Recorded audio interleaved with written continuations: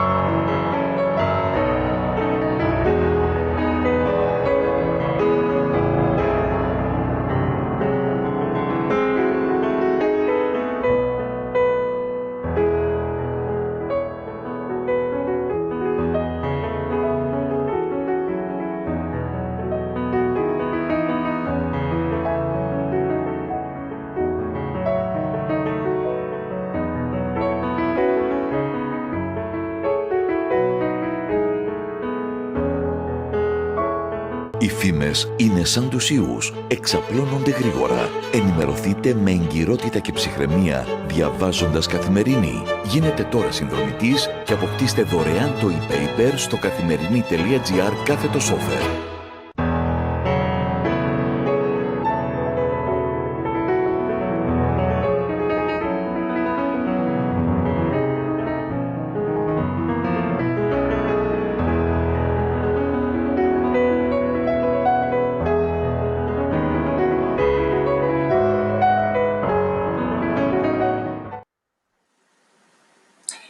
Good morning, everyone, in our 3 European mini time zones, and welcome to a very timely Economist virtual event entitled The Eurozone's Quest for a Coronavirus Vaccine.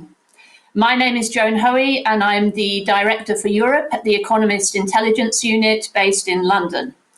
This event is being broadcast live by satellite and live streamed through our homepage, as well as Katamarini newspaper. We will hear shortly from our first panel of keynote speakers, the Eurogroup President Mario Centeno, the Executive Vice President of the European Commission, Valdis Dombrovskis, the Minister of Finance of Greece, Christos Staikouras, and the CEO of Piraeus Bank, Christos Megalou. But first, to set the scene, let me give our in-house view from the Economist Intelligence Unit of the short-term economic outlook for the global economy and for the Eurozone and Europe more broadly. Even before the COVID-19 pandemic struck, 2020 was not going to be a great year for the economy. Now it's looking very grim indeed. We are forecasting a contraction of the global economy of 4.2% in 2020, much worse than in 2008-2009 after the global financial crisis. All G7 countries and all but 2 G20 countries are going to experience a recession, according to our forecasts. Latin America to decline by 5.4%, the US by 4%, the MENA region by 4.1%, Asia by 1.6%. So there aren't any bright spots anywhere. And worst of all, we're forecasting a recession in the Eurozone this year of 8%. The impact will be felt via the supply and demand channels, the latter via consumption and investment. Supply chains are being disrupted, and we expect global trade to fall this year, to contract by about 25%. We assume that the main impact will be felt in the first and second quarter, and we'll see a modest recovery in the second half of this year. There's many risks to this forecast, not least the risk of a second wave of the pandemic and new lockdowns, although lockdowns of the sort that we've seen in the first and second quarters of this year are not in our baseline forecast. The recession in Europe will be deeper and the recovery slower than elsewhere, and we do see quite stark divergences in the recovery, first of all, between Asia and other developed economies in the West. China was first out of the lockdown and will be the first back to work and the first to recover, plus it had a stronger starting position. In general, we see the recovery in outside of Asia being quite protracted, a very sharp decline followed by a very slow recovery. In Europe, we expect Germany to recover faster than other economies, but none will recover until 2022. Some of them will recover in 2022, the majority in 2023, and some, such as Italy, we do not expect to recover even by 2024. Some of the factors that will shape the recovery, in our opinion, are the starting positions of each country, the institutional capacity of countries, their fiscal space, and the efficacy of the distribution channels, monetary policy flexibility, the sectoral composition of each economy, export market exposure, and the radicalism of the policy response. Government interventions in response to the crisis have been extensive, and they will reshape European economies in the coming years. At the national level, emergency fiscal plans were rolled out rapidly with liquidity support for companies and workers. Fiscal deficits and public debt will rise rapidly in the coming year by 10 to 15 percentage points in many countries.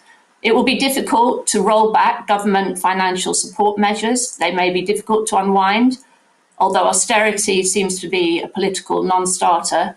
We expect more statist industrial policies from governments across Europe. States may adopt coordinated domestic industrial and trade policies to prop up exporters and secure supply chains. We do not expect a sovereign debt crisis in the near term. Debt levels will spike, but short-term risks will be mitigated by ECB and EU intervention. The ECB is playing a very important role in maintaining access to financing, maintaining market sentiment, and reducing the risk of a debt crisis. The chances of an effective EU fiscal response increased following a Franco-German proposal for a post-pandemic European Recovery Fund worth 500 billion euros. And on May the 27th, the European Commission unveiled its proposal to create a 750 billion post-pandemic recovery instrument, which we'll hear more about today. The proposal will be discussed at the next summit of EU leaders in mid-June and has already secured the crucial backing of Germany. However, some Northern European countries remain opposed to increasing the EU budget and to the idea of joint debt issuance, meaning that there's a risk that the measures in the proposal could be watered down. And here I'd like to introduce our speakers, our esteemed panel. Now, knowing how busy you are, we are very grateful indeed that you've taken time to join us today to share your insights and your perspectives on the impact of the crisis and the prospects for the recovery. So I would like to introduce our first speaker this morning. Welcome, Mario Centeno, President of the Eurogroup, Minister of Finance of Portugal. To introduce our speakers via Skype now.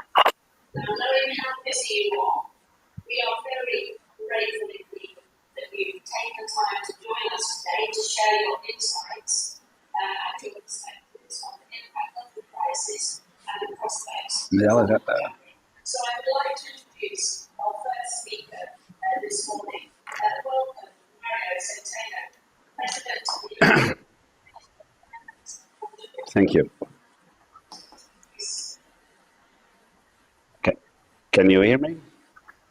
Good morning. Okay. Thank you. So good morning, and thank you for having me today. This is a great moment in Europe, and it's obviously a pleasure to be in such great company. The quest for a medical vaccine for this virus is progressing at full speed. In economic policy, there is no such thing as a vaccine. We can treat the symptoms and do preventive treatments to help cushion these exogenous shocks. And that is what we are doing right now. It is fair to assume upfront that we were not prepared for this. We were at sea with no compass and nor any textbook guidance, with a virus we still don't really understand. The last 2 months have been a bit crazy, but as Europeans, I am quite happy with how we have managed collectively. It was no bed of roses. There were missteps and some tension, but we kept at all times the union tight and consistent. The Eurogroup took the lead in coordinating our economic policy response, which was quite uneven, reflecting the different firepower of member states. In 10 days only, it agreed to set up a 540 billion safety net to protect workers, businesses, and sovereigns, and level our playing field during the emergency phase. This is more than all the euro area crisis bailouts combined. 10 years ago, it took us nearly 4 years to deliver a consistent crisis response. This time was different. In parallel with the Eurogroup, the ECB and the European Commission were fast to respond within their mandate with unprecedented measures. In 3 months, our response at national and European Union level rose up to 3 trillion euros.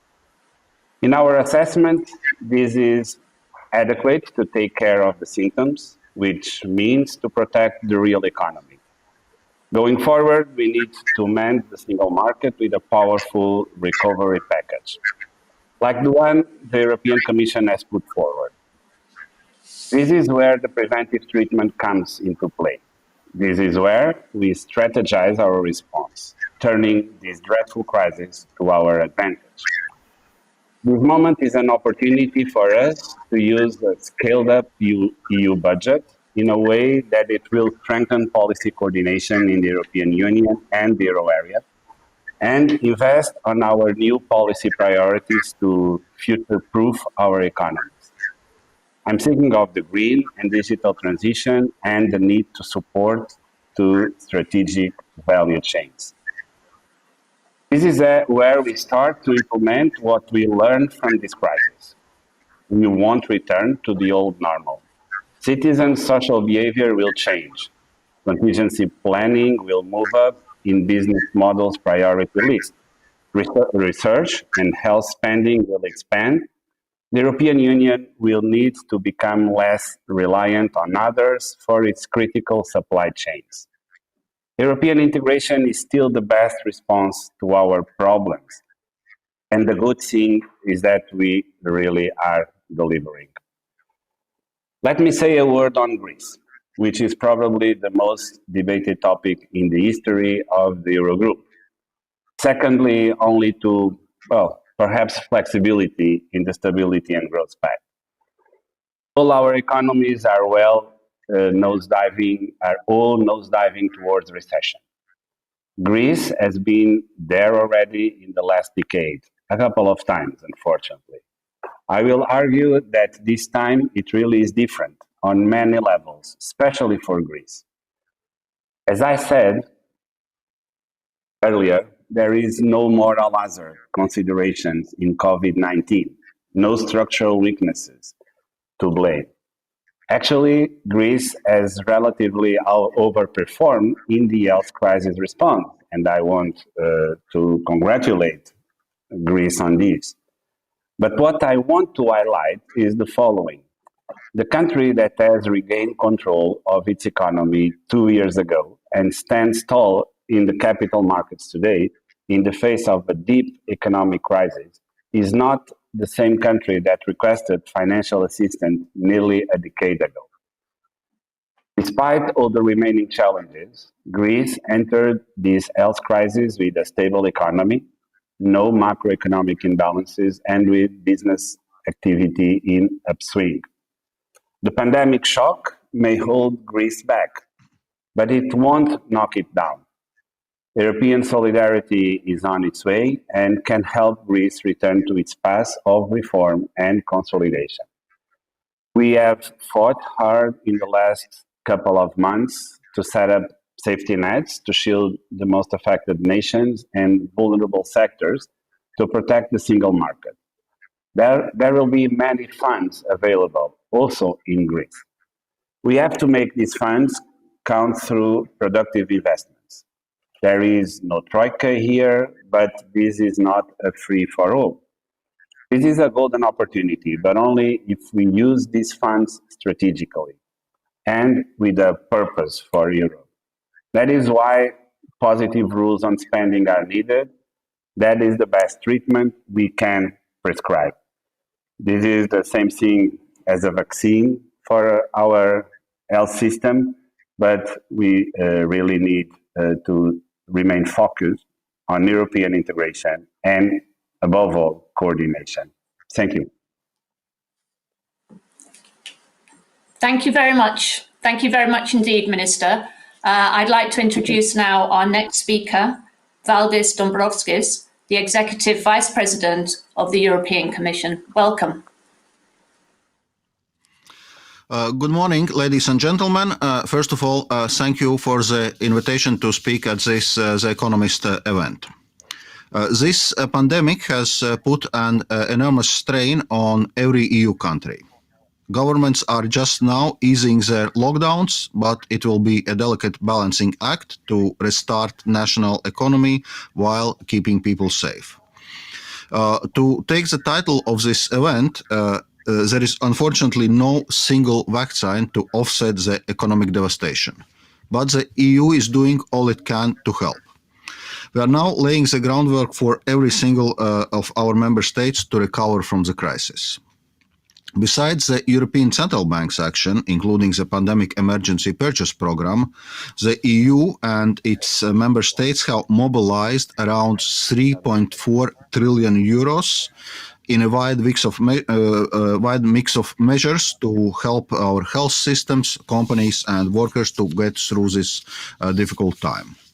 This is almost 25% of EU's GDP and unprecedented response to the crisis. What we now need is a collective recovery, a fair, even and inclusive as possible, for everyone in the European Union, wherever they are. This is the objective of the recovery plan that the European Commission presented last week to build a more sustainable, resilient and fairer Europe for the next generation.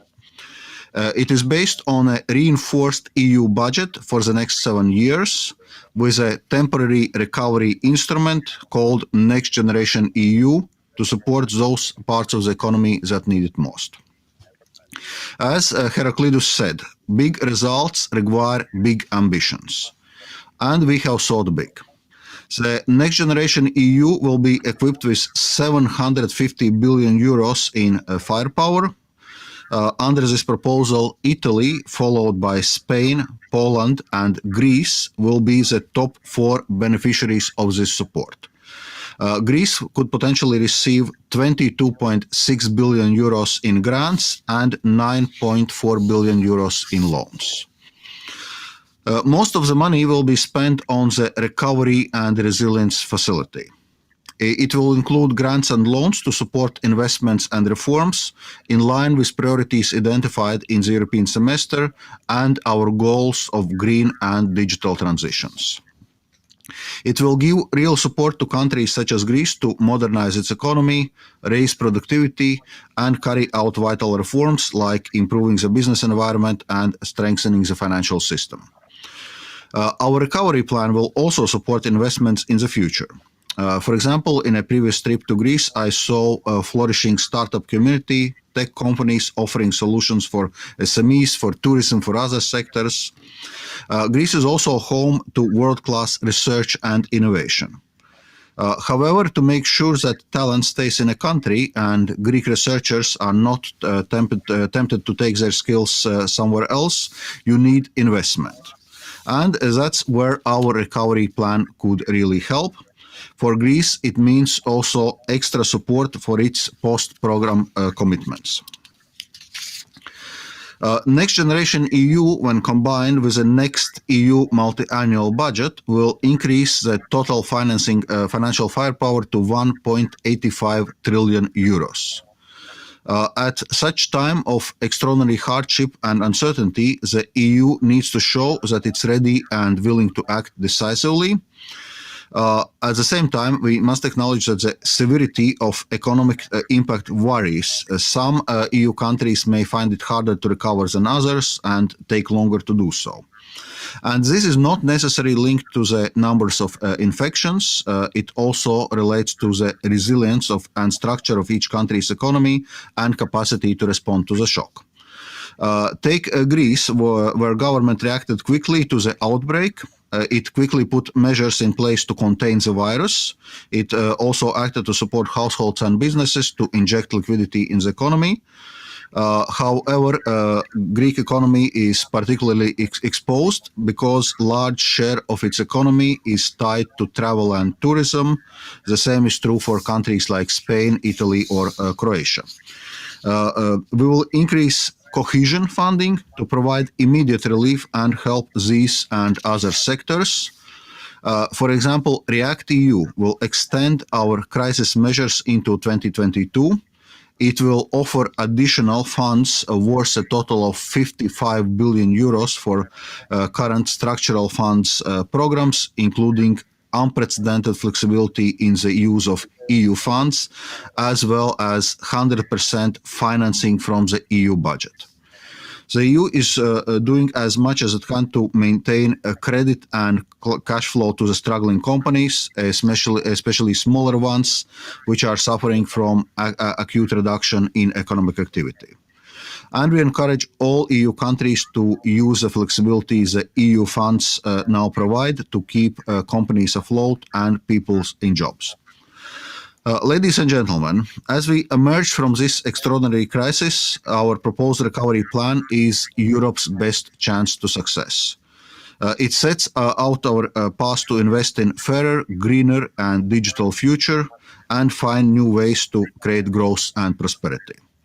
We need to reach agreement on this as quickly as possible. In economic terms, this would be the best coronavirus vaccine. And I'm confident that Greece and Europe will navigate this storm and come out of this stronger together. Thank you.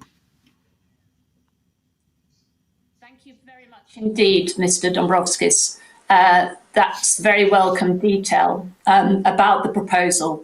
And we'll pursue some of your points in the discussion subsequently. Next, it's my great pleasure to introduce the Minister of Finance of Greece, Christos Staikouras.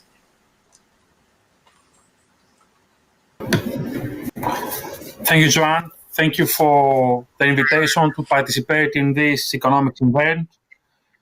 The COVID-19 crisis has caused a health, social, and economic shock on a global scale. The consequences are multifaceted and great. European economies are shaking. The final outcome, the final impact, is still uncertain.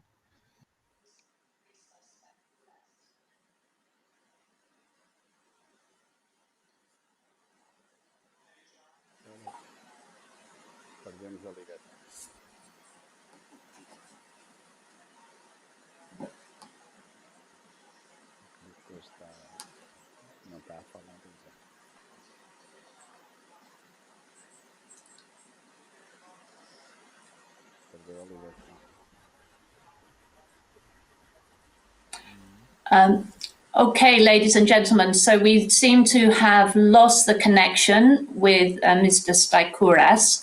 While the technical team try to reconnect him, perhaps we can move to our next speaker and return to Mr. Staikouras once we regain the connection. So let's take our next speaker, Christos Megalou, who is the CEO of Piraeus Bank.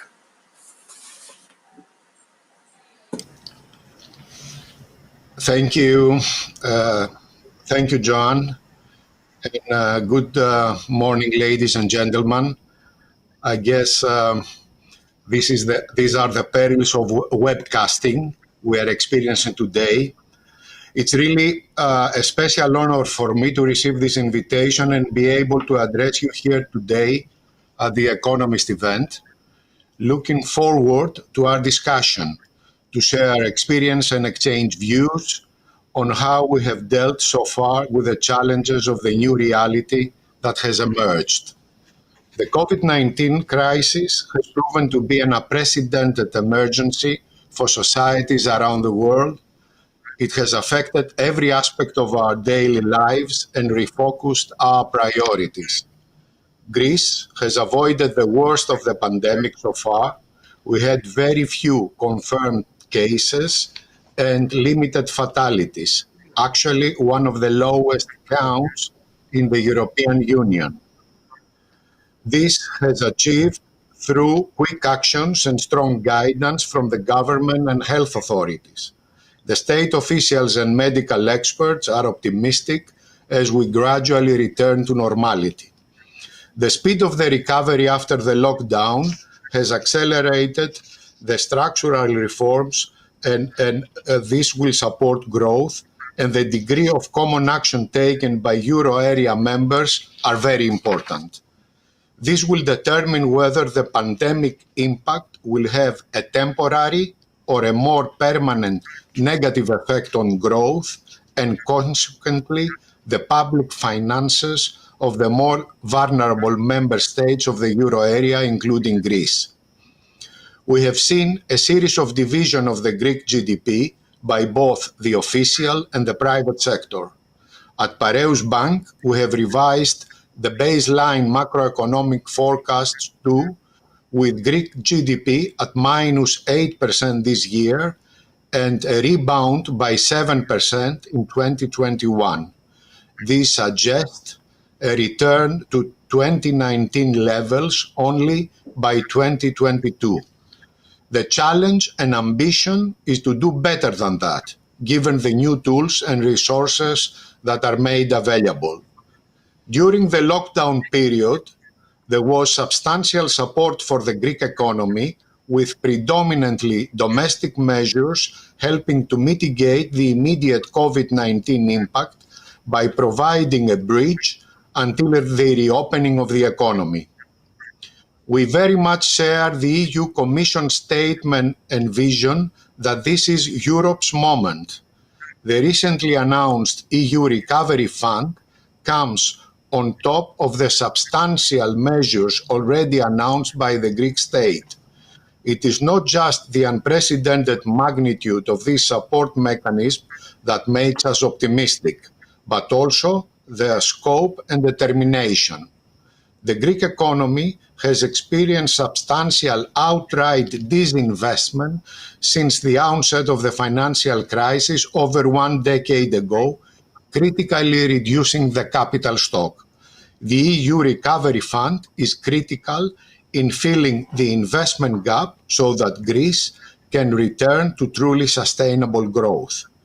The importance of EU Recovery Fund for the future of the Greek economy cannot be overstated.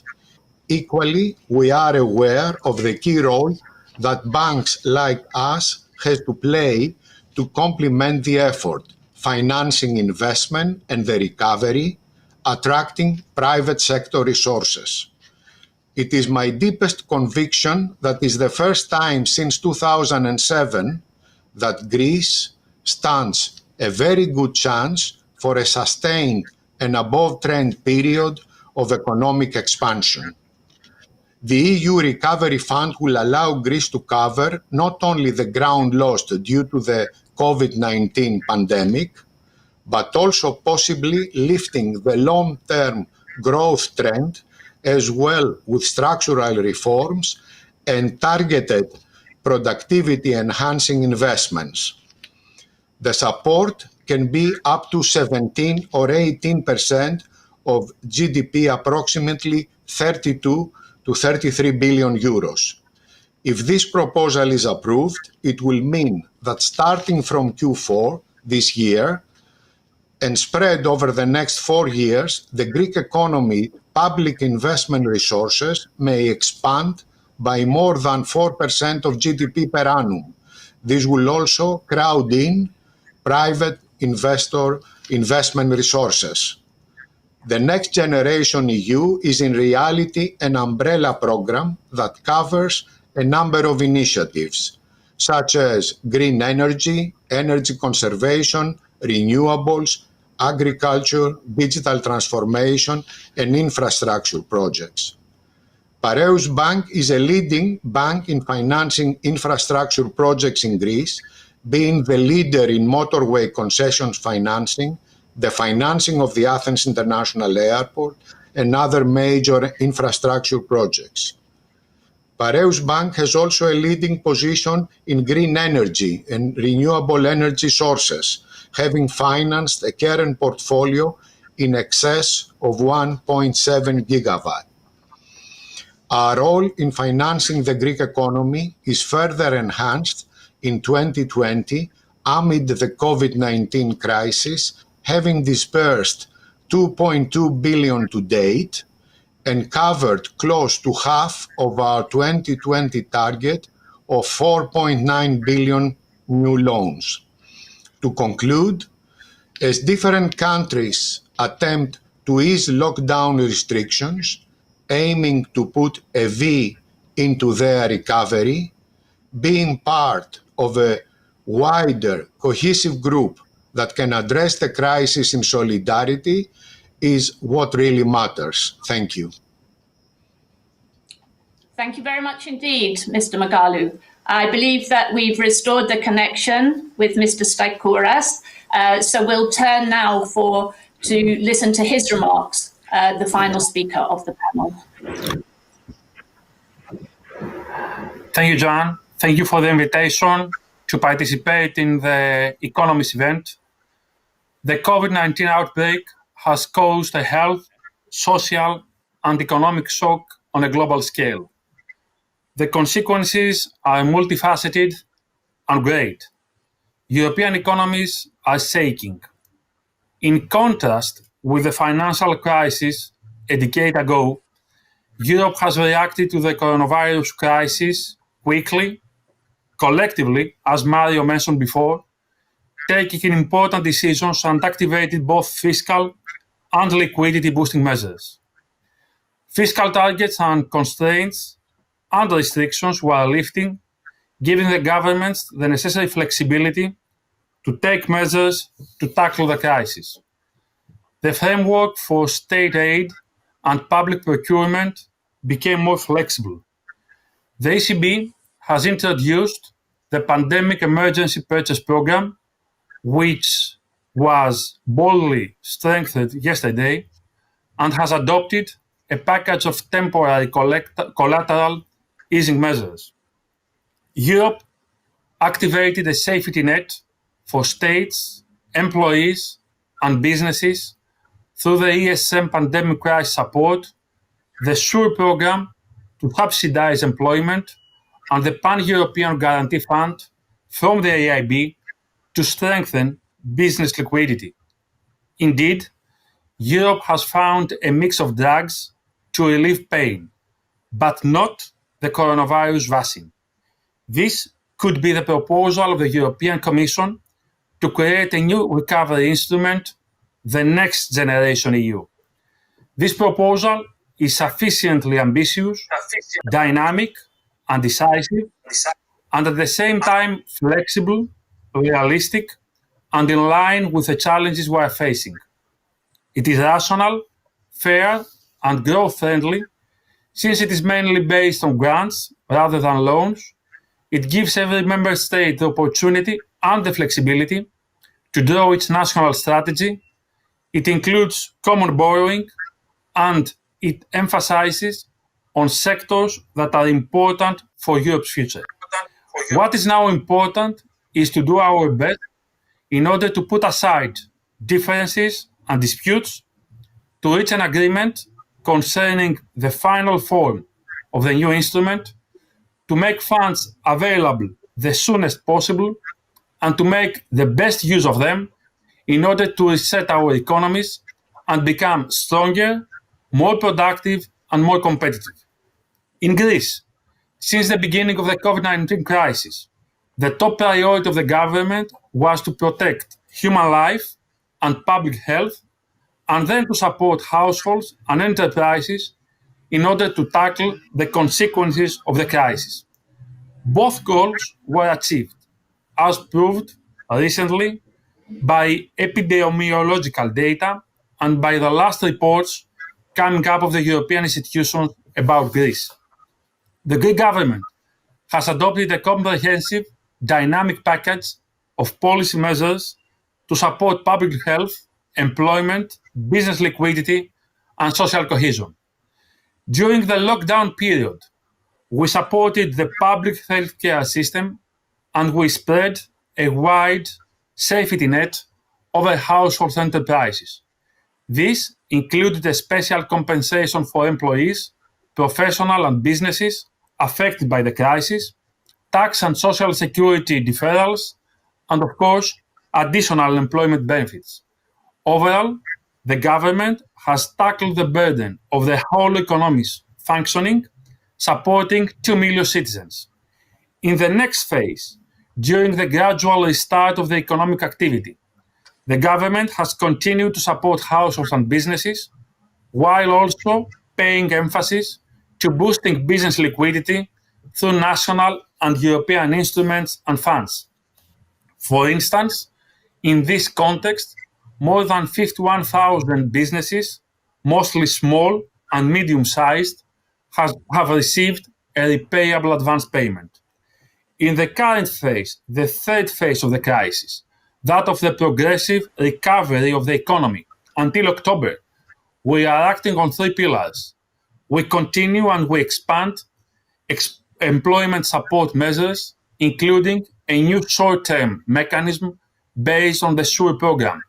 We further boost business liquidity, and we implement targeted measures for sectors more severely affected by the crisis, such as tourism, food service, sports activities, culture, air transport, maritime transport, etc.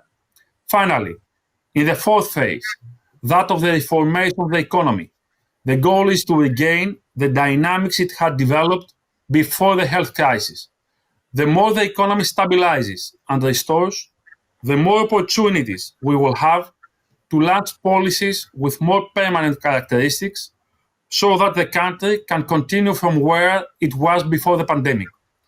We will take advantage of the conclusions from the Recovery Fund, investment in the fields of green economy, digital transformation, extroversion, research and development, which are included in our strategic plan for economic development. In conclusion, the government has designed and is implementing policies to stabilize and restructure the economy following the sudden shock of the pandemic. It builds on the enhanced reliability inside and outside Greece. It invests in the relationship of trust it has built with citizens. It works with a sense of solidarity, distributing the burden of the crisis fairly, taking on itself the greatest part of it. It creates the conditions for confirming the predictions for a strong recovery next year, so that, as soon as possible, to restart the recovery from the point where we left it before the health crisis. Thank you. Thank you very much indeed, Mr. Staikouras. So let me tell everybody now how we'll proceed. We have 45 minutes for discussion now. I believe that Mr. Centeno has to leave in 30 minutes because he has a very important meeting that he has to attend. So we have plenty of time for questions and discussion. I am going to hand over now to Vasilis Kostoulas, who is the digital media and managing editor of Kathimerini newspaper, who is joining us to ask a question of each of our panelists this morning. So Vasilis, over to you. Good morning, John. Good morning, distinguished speakers. It's a pleasure to be with you today. I would like to ask Mr. Centeno and Mr. Dombrovskis. Firstly, will you request that Greece, a country which remains in a state of enhanced surveillance, implements obligatory reforms before allocating money from the Recovery and Resilience Facility? And secondly, will it be possible for Greece to use this money for tax reduction? Mr. Centeno.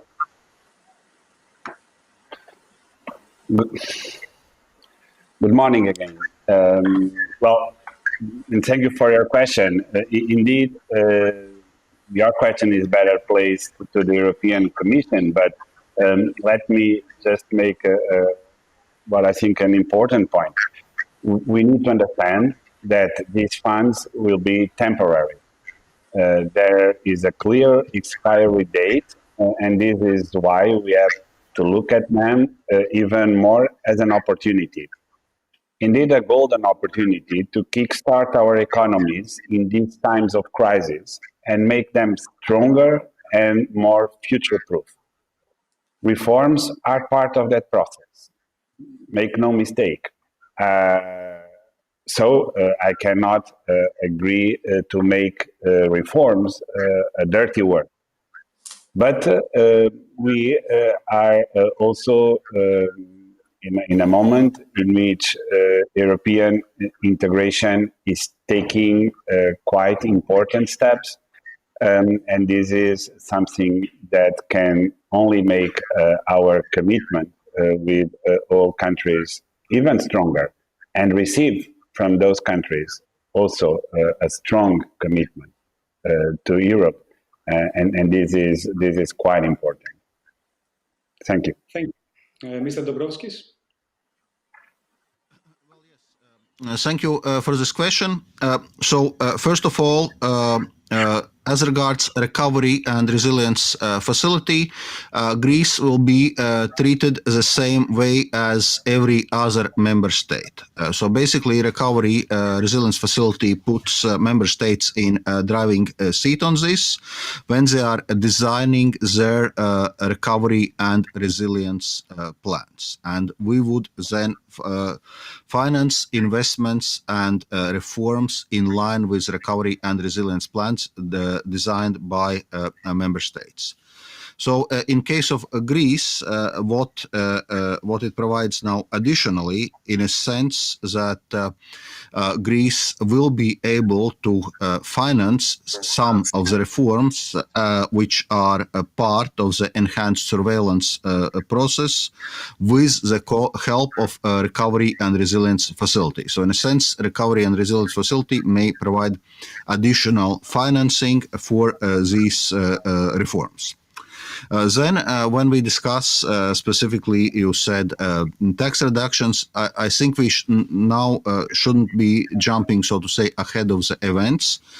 It's now for, well, once facility is agreed and adopted, of course, for member states to propose their recovery and resilience plans, which the Commission will assess as a whole plans based on the challenges identified in European semester, based on our goals and of green and digital transitions. So it's too early to start passing judgment of different elements which may or may not be part of those recovery and resilience plans. So the first steps will be now for member states to prepare and present those plans.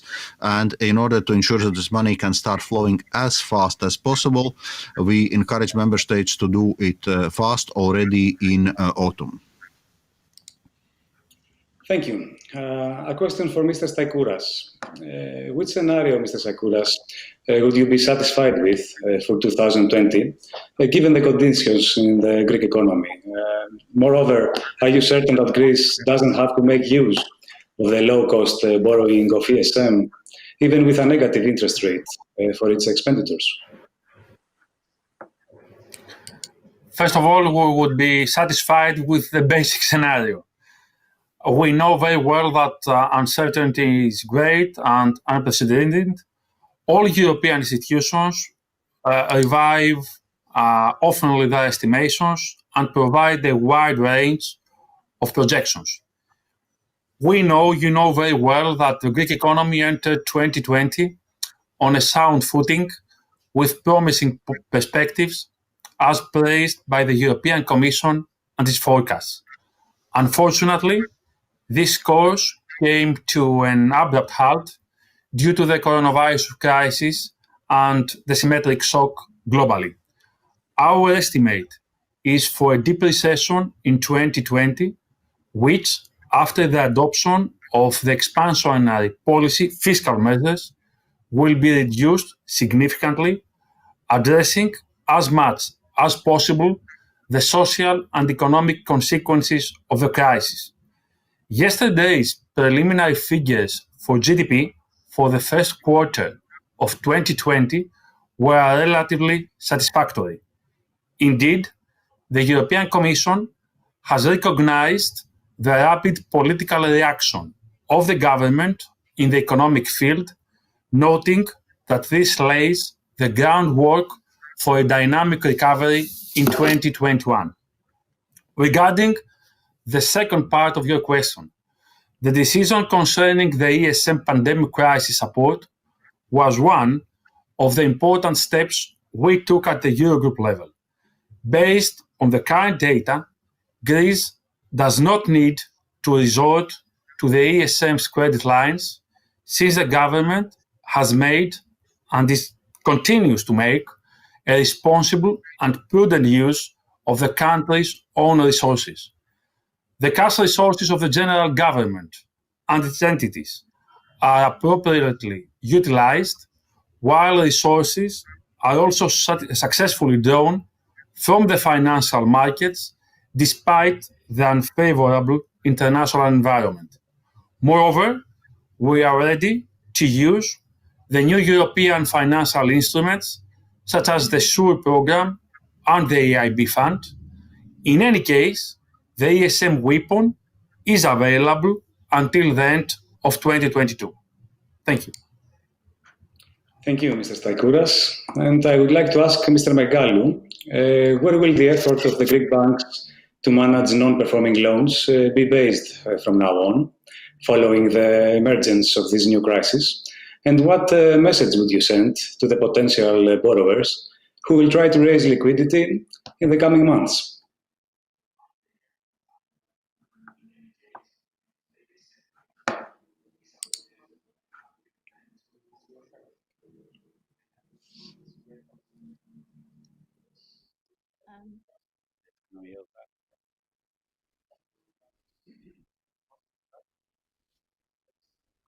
Okay. Sorry, I was on mute. So we are determined to support viable customers to survive the economic impact of the current pandemic. We have the tools and the appetite to support them, and this way we will also make a great effort to minimize the formation of new non-performing loans. We will continue our effort to reduce our existing NPL load with the help of products like Hercules and the partnership with world-class servicers like Intrum. The Greek banks are in a position of strength into the crisis with capital and liquidity adequate to address the immediate aftermath of the crisis, and they will make every effort to finance the economy in a way that will assist the viable clients going through the crisis. Thank you for taking my questions. Enjoy the rest of the event. Thank you very much, Vasilis. So we have still 22 minutes for the discussion, including Mr. Centeno. So we will carry on and then we'll have a further 15 minutes. So we've got plenty of time now. So I've got some questions from the audience and I have questions of my own. So we'll try to work through some of those. So let's start maybe with a broad question, which any of you can answer. We've heard lots of allegations that EU solidarity has been sorely lacking. The bloc was too slow to support those in need, in particular Italy and Spain, which have been ravaged by this crisis, a crisis not of their making. So why has it taken the EU so long to get to the stage of a proposal for a recovery fund, Next Generation EU? And just if you can comment also about the timeline, because the timeline for the approval of the plan in the first place is quite long, as I understand. Once it's approved by the Eurogroup, the European Council, the European Parliament, all 27 member states need to approve it. So that makes debt issuance before 2021 quite unlikely. But do Spain and Italy and Greece not need this funding now? Is this not a case of too little, too late? So perhaps start with Mario. Okay, thank you, Johan, and thank you for your question. Very interesting and also very well placed. Let me tell you that I don't agree with the view that Europe was slow to respond. We actually, as I mentioned in my introduction, took 10 days to approve in the Eurogroup a very broad package of support for workers, businesses, and sovereigns. This is what brings confidence to all market citizens, politicians in national countries, in each of our countries to take decisions with the comfort of these backstops. Right now, we are all focused on getting this package approved ahead of the summer break, which it's much deserved this time. A swift approval will provide, again, confidence to member states to develop their national recovery plans. It is important that we are prepared to hit the ground running in January, perhaps even before for some of the measures of the package. I must recall that markets are open and will remain open. Spreads are falling and all countries have access to funding. So the Resilience and Recovery Fund will strengthen all of these. Two more points. First, the Commission is proposing an increase in the budget for 2020 already, which will help to make a bridge toward the next MFF and the recovery plan. Second, let us not forget that we have agreed and made ready 3 safety nets of a total of 540 billion. These are at the country's disposal to finance job retention schemes, provide guarantees to businesses, and train and assist sovereigns with credit lines to finance health-related costs already this year. There is plenty of funding here for all countries. Making this long story short, there are several envelopes for countries to draw from ahead of the recovery funds. We can also evaluate that 750 billion is not too little by any relevant standard. To understand the magnitude, it's 5 times the EU 2019 budget. And while it will be spent in several years, it will focus on the countries most affected by this crisis. I think, very honestly, that there is a true macroeconomic relevance here. And this time around, Europe is not to be blamed for being slow to respond, to be uncoordinated, or to leave parts of it behind. I think this is probably one of the greatest examples in the last decade of how Europe can move and is moving together. Thank you. Thank you very much. Thank you very much for your direct reply. Vice President Dombrovskis, did you want to add anything to that? Yes, indeed. I can agree very much with what Mario Centeno already said. And indeed, EU has reacted fastly and boldly to this crisis. I already mentioned the figure 3.4 trillion euros, which had been mobilized collectively by EU and its member states as a response of the crisis. Mario Centeno already mentioned the 3 safety nets, which are agreed, sure, to protect jobs, Pan-European Guarantee Fund to provide loans to European companies, especially SMEs, and the ESM support instrument to provide financing for member states. So 540 billion euros, which are agreed, but which are not yet flowing to member states, but this money will be available and member states will be able to use. And this also doesn't comes, so to say, in empty place. Already now we had been implementing, for example, Corona Response Investment Initiative, providing maximum flexibility and 100% European financing to the EU funds, which are still available under this multi-annual financial framework. We created a new emergency support instrument to support healthcare response in the most affected countries. We activated RescEU, other EU budget programs. So we have used everything which we have in EU budget now. We have provided necessary regulatory flexibility in our fiscal rules, state aid rules, prudential rules as regards financial sector. So all this is already in place.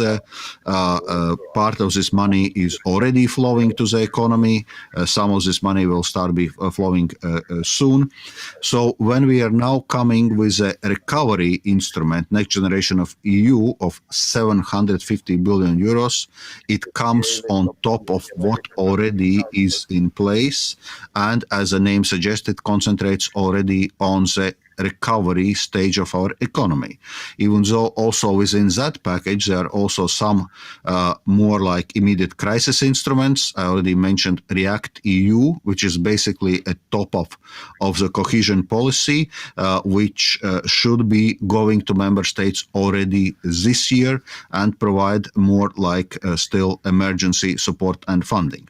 So what we have designed and implemented in those last couple of months is a whole variety of different instruments. So our 750 billion euro package now comes off top of many things which had been decided and implemented already. Thank you very much. Mr. Staikouras, did you want to make any comment on that from the perspective of a member state? You've already emphasized that Greece has been coping quite well already in terms of its own resources without resort to ESM funding. So are you happy with the degree of support and indeed the speed of disbursement of funding? let's leave aside the disbursement of funding. Let's stay for a while on the decisions. More or less, I will agree with Mario and Valdis. Experience shows that Europe and the euro area often need time to respond to the challenges they face. Thankfully, in the case of the COVID-19 crisis, the response was immediate and drastic decisions were taken to tackle the crisis. Compared, as I mentioned before, with a decade ago, Europe has reacted collectively, taking important decisions and activated both fiscally and on the liquidity side on a proper way. As I mentioned before, and I would like to concentrate on that as an example, fiscal targets and restrictions were lifted immediately, giving the governments the necessary flexibility to take measures to tackle the crisis. Fiscal stabilizers, fiscal adjustments, general escape clause of the Stability and Growth Pact. And I remember very well, and I would like to thank Mario and all my colleagues, on that Eurogroup, the word for fiscal stabilizers and fiscal adjustments was for fiscal rules. And we added the words fiscal rules, targets, and requirements to capture also Greece, because we are in an enhanced surveillance mechanism. This means that Europe has the flexibility in order to capture all problems that many different European countries face. Regarding the financing of the program, the financing of the plan we have in order to recover, we have ensured fuels to implement our coherent policy. We manage domestic resources with prudence so that they are not exhausted in the current fight against the pandemic. We make fully use of the increased fiscal space created from the given flexibility and liquidity that stem from the decision of the European Commission, the Eurogroup, and the European Central Bank. We are ready to use, to the best of our ability and at the right time, the existing European financial instruments. We demand drastic and innovative financial solutions at the European level. And finally, we are successfully borrowing from the markets. Thank you.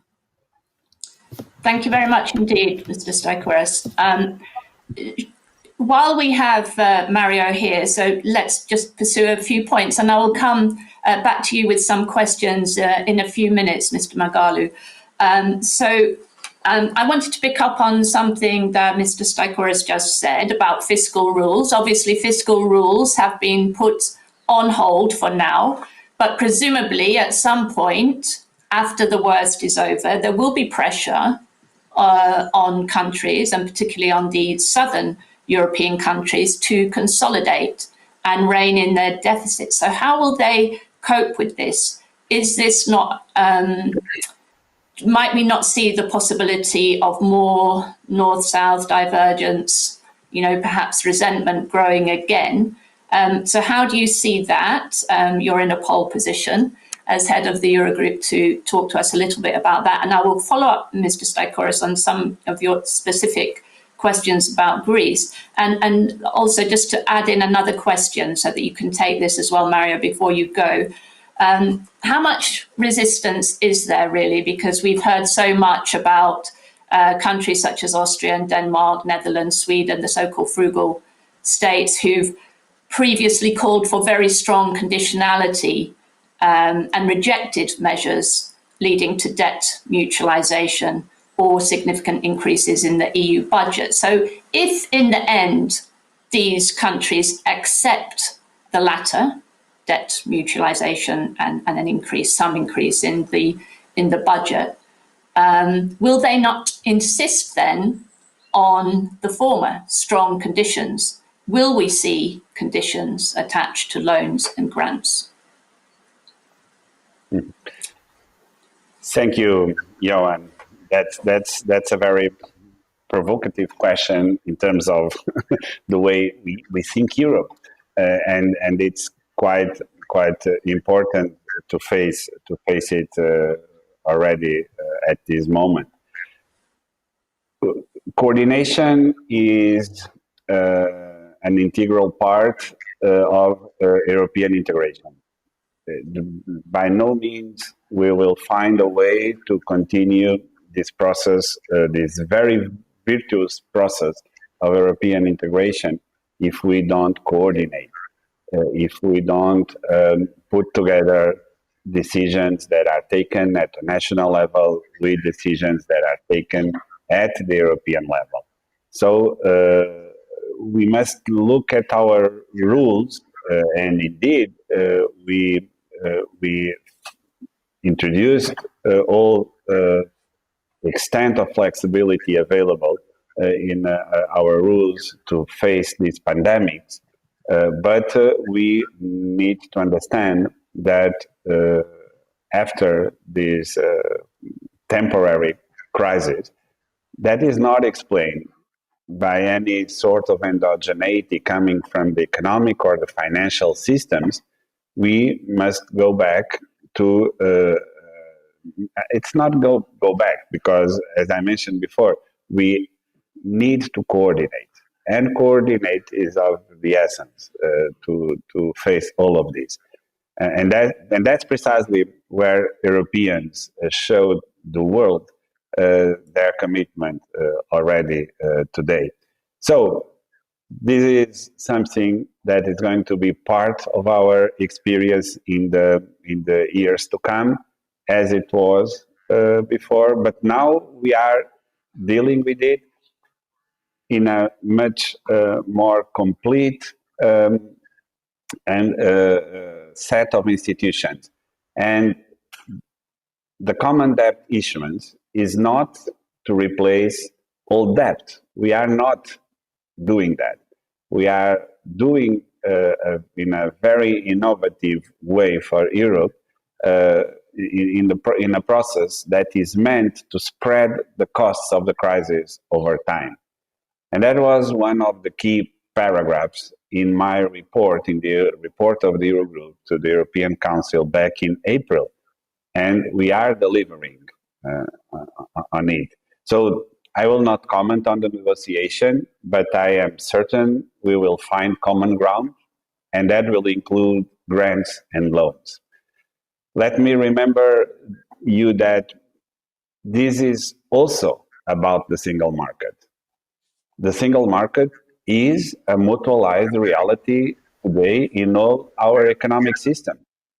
It is not true that we did not mutualize our lives, our economic lives, already in the process of European integration. This is something that if we don't understand, we will not be able to take all the words with the proper meaning that they have. The countries you mentioned are all deeply integrated in the European economy. They all benefit enormously, and rightly so, from this large, very large, actually the largest market in the world. The Netherlands exports 60% of its GDP, and the vast majority of those exports are for Europe. So we are really very much interconnected and, in a good sense, dependent on the fate of each other. So we are now being able to raise funds, common funds, today to pay back later. There is a component of solidarity because countries are in different starting positions, but there are no permanent transfers involved in this sense, because we will have to pay this back over time. I think it's very important to make sure that this overtime part means a long period of time, so that we cannot be exposed to a second wave, not of the pandemics, but of something that can be as devastating as the pandemics, which is a second wave of crisis that may be of a different nature, and we must avoid it at all costs. But there is no such thing as money for free in an integrated world as the Eurozone is. There will be strings attached to these recovery funds, just like there are conditions to spend structural funds. But make no mistake, there will be no Troika-style conditionality. Those days are fortunately over. At the same time, this money cannot be spent on current expenditures or permanent fiscal measures. Those days are over too. And I think this is what will define the coming months and years in a much more integrated Europe from which all countries will benefit. Thank you. Thank you very much indeed, Minister. And I know you have to leave us now, so I'd just like to thank you again for joining us this morning and giving your views, your insider views. Thank you very much for being so frank in answering this question as well. Yeah. Thank you, Johan. Thank you all of you for inviting me, and thank you to all my colleagues in this panel. I mean, we have been meeting often in video. I think we'll soon resume meetings in other format. It will have been great to be in Greece this time, but it was not possible. Thank you very much. Thank you very much, and goodbye. So we'll carry on this discussion. We've still got about 15 minutes left before we have a short break and go on to our next panel. So maybe, gentlemen, you might wish to comment on some of those questions that I raised about fiscal rules, about the conditionality, and so on. And I have some more questions from the audience and several questions of my own as well. But first of all, did any of you want to come back on any of those questions, or indeed to respond to what Mr. Centeno said? Yeah, maybe if I may, I would come a little bit on the question of fiscal rules. Because indeed, currently we have activated general escape clause, but also in a general escape clause, there is a point that member states need to keep in mind medium-term fiscal sustainability. So like it were or not, but of course this question of fiscal sustainability will not disappear from our agenda and from policy maker discussions. So it's clear that once we will move from a crisis to the recovery, at some moment we will be deactivating a general escape clause and normal fiscal rules will start to apply, and member states will have to move for prudent fiscal positions.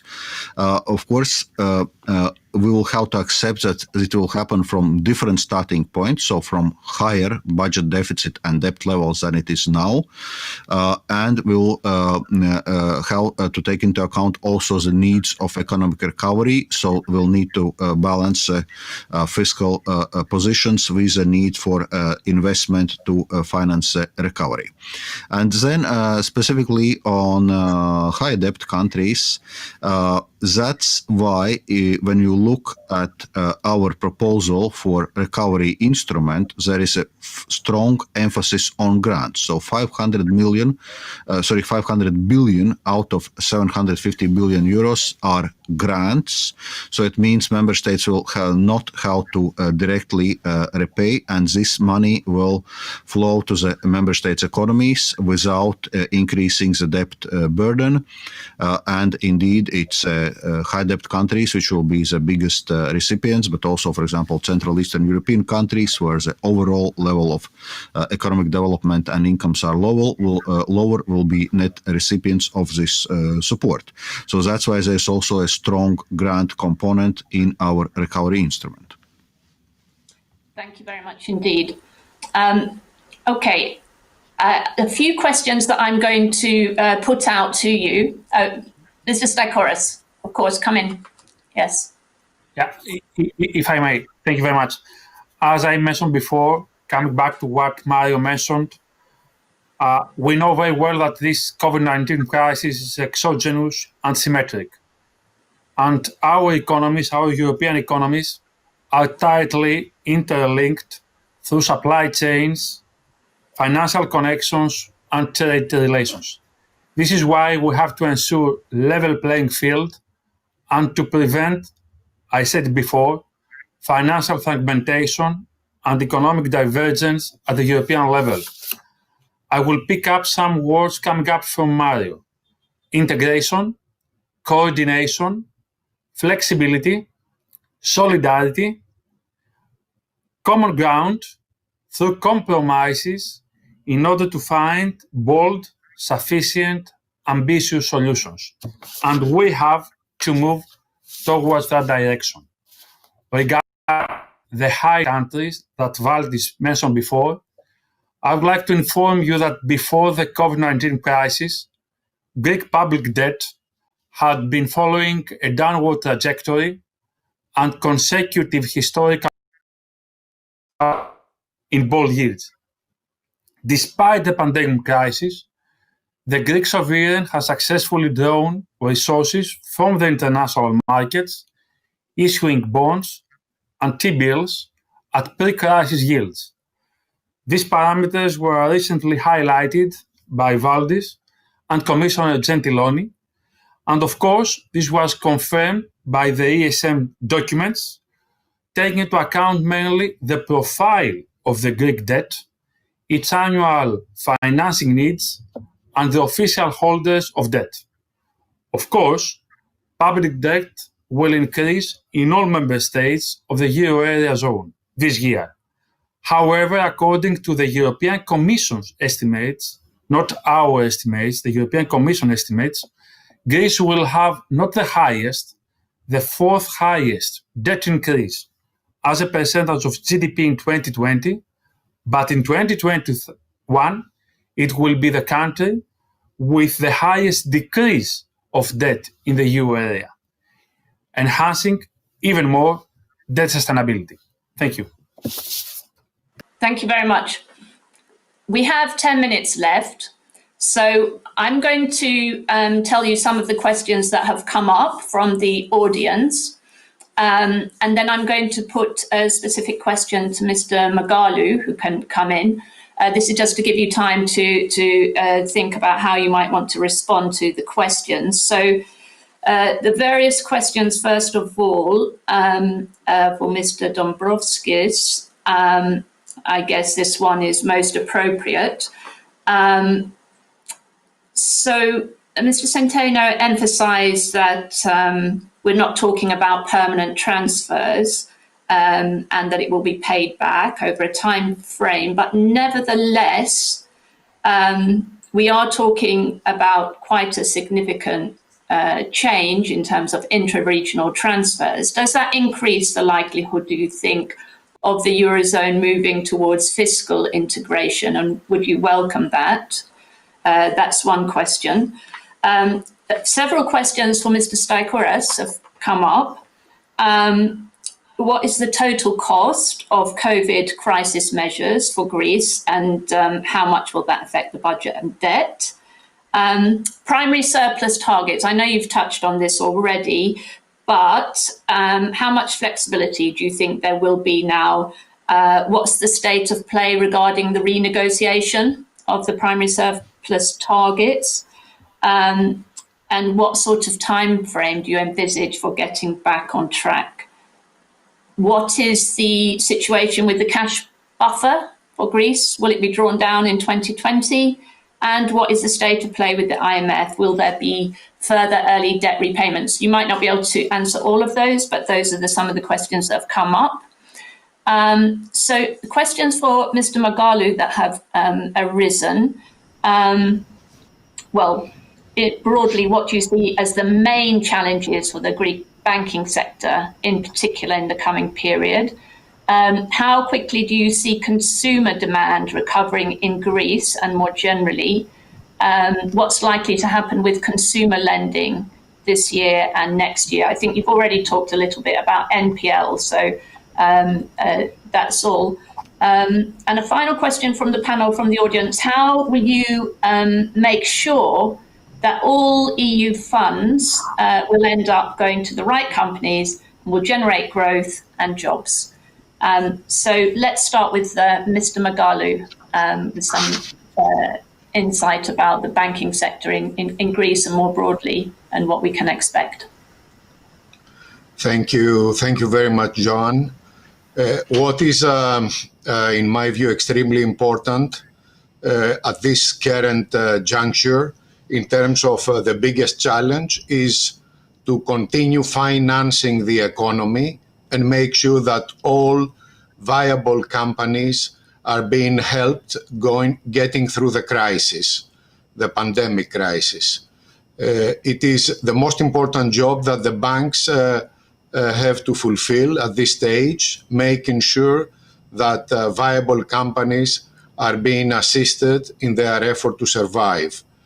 And then, of course, what is very important, and I think this is what the EU Recovery Fund is putting forward, is filling the investment gap. Greece has had an investment gap for some years. With the EU Recovery Fund, we will be in a position to fill that gap and create sustainable growth, which in my view could be quite high from 2021 going forward for the next 4 years, making sure that way, through growth of the GDP, that we are also addressing the issue of debt to GDP as well. On demand generally for loans, we have had significant demand for corporate loans, not so much on the consumer side, but what is important right now is to finance the economy, as I said. So corporate loans, SME loans, loans to the agricultural sector are very important in my view, and we are very well placed as Piraeus Bank to fulfill that role. Okay, thank you very much indeed. I know you've got to leave sharp, Mr. Dombrovskis, so maybe I'll take you next. Well, yes, thank you for those questions. So to come back to the question of no new permanent transfers, well, indeed, what we are proposing is a temporary instrument. So our recovery plan is focusing on the years until 2024 to ensure also that this money is spent in a counter-cyclical way, concentrating especially now in the first years. But at the same time, of course, given that it has strong grants component, it has certain redistributional effects as a budget, public budget typically should have. So there will be countries which are going to be, so to say, net recipients of those funds, and there are going to be countries which are going to be net contributors. Of course, sooner or later, this money will have to be paid back. So we are envisaging a time frame between 2028 and 2058, and it can be done through the contributions from member states or through raising new own resources for EU budget, and that's the path European Commission is suggesting. So in any case, it's significant change in the approach how we finance EU budget, that we do a common borrowing and spend it through EU budgetary programs. So one can say that yes, those are steps towards bigger fiscal integration. But here I would emphasize that we are not talking here about Eurozone fiscal integration, because this crisis is hitting the whole European Union, and the recovery instrument is there for the whole European Union. There was a question how EU funds are going to, or all this EU funding which is going to be available, how it's going to be spent effectively, generating growth and jobs. Well, That's why we want to have this link with challenges identified in member states, socio-economic challenges identified in a process of European semester. And that's why we want to have this link with green and digital transitions. So we want to strengthen the resilience of our economies. And also the aim of this package is not to go back to the status quo before the crisis, but to facilitate, to accelerate.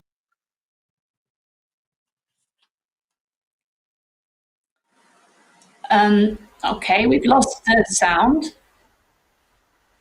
But I think Mr. Dombrovskis made all his points quite eloquently there. So for the last 2 minutes, the floor is yours, Mr. Staikouras, to answer some of those questions. And then we have to finish sharply at 12:45 to have a short break before our next panel.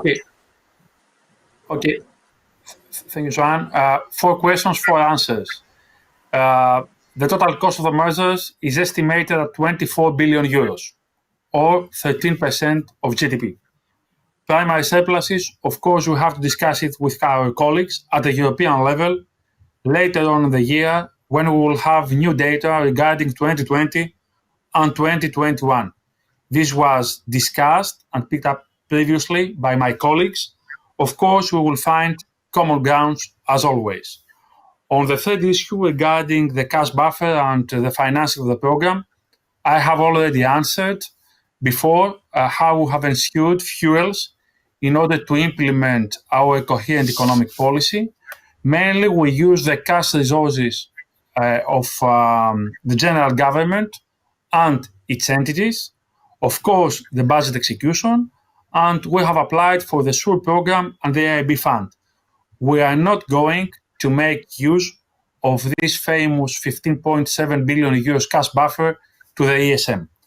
And finally, on the second early repayment to the IMF, indeed, a second early repayment was one of the options considered by the Ministry of Finance and PDMA before the COVID-19 crisis as part of our funding strategy. However, there was not, I repeat it, there was not any relative commitment to the IMF or to the European institutions.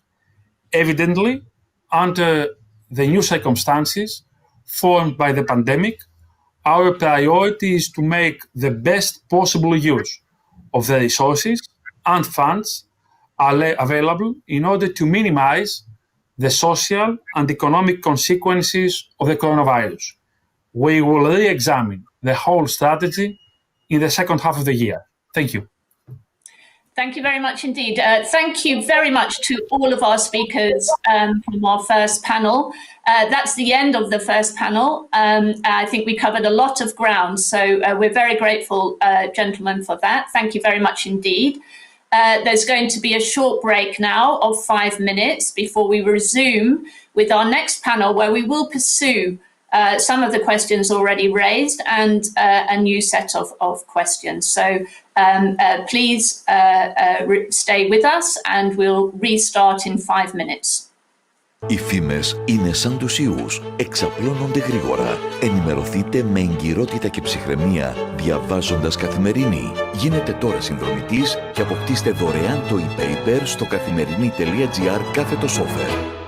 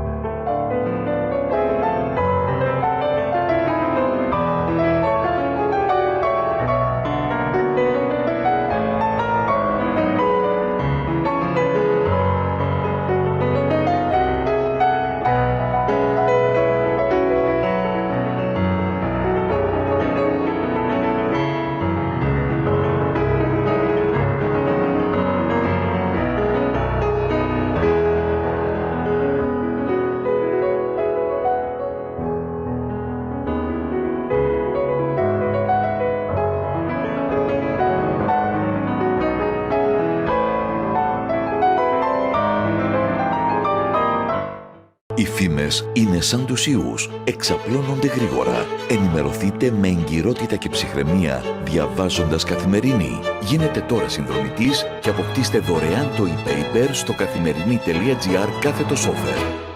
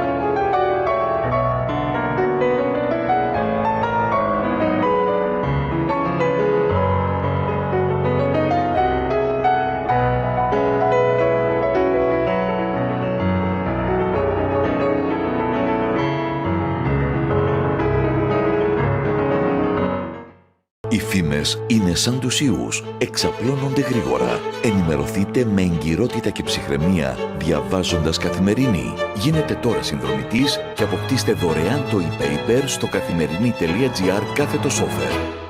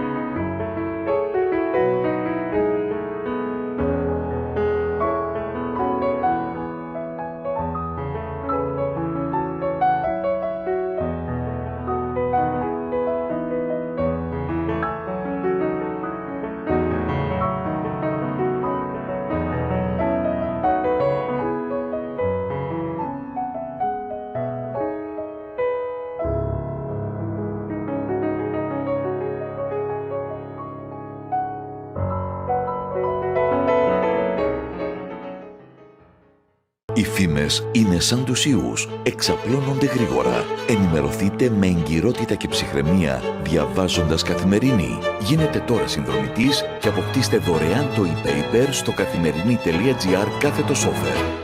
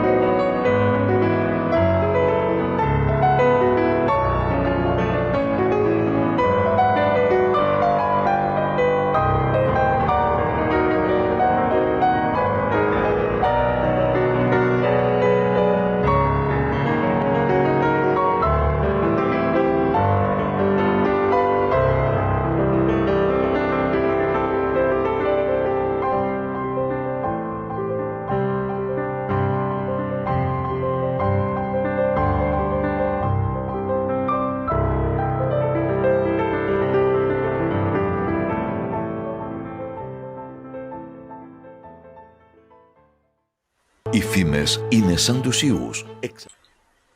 Hello again, everybody. Welcome back and welcome to our next three panelists to continue this discussion that we've been having this morning, a very important one about the Eurozone's quest for a coronavirus vaccine. So let me welcome and introduce, first of all, our panelists. So first of all, Colin Ellis will be our first speaker. He is the Chief Credit Officer, EMEA, at Moody's Investor Service. We're also very lucky to be joined by Zsolt Darvas, Senior Fellow at Bruegel, the Brussels-based think tank specializing in economics. And last but not least, welcome to Kostas Axaloglu, who is the Dean and Professor of International Business and Strategy, Alba Graduate Business School, the American College of Greece. Welcome, all of you. I hope you had the opportunity to follow the discussion that we've been having this morning, because you may want to pick up on some of the points that have been made and even maybe take issue with some of them, and you'll all have the opportunity to do that. So the way we will proceed now is each of our speakers, the first two are going to speak for 5 minutes each, and I think Kostas is going to respond to some of those points and maybe make some of his own, and then we will have time for discussion, maybe 20 minutes, if everybody keeps to time. So without further ado, let me introduce Colin. Thank you very much, Joan, and hello, everybody. It's a great pleasure to be with you virtually today.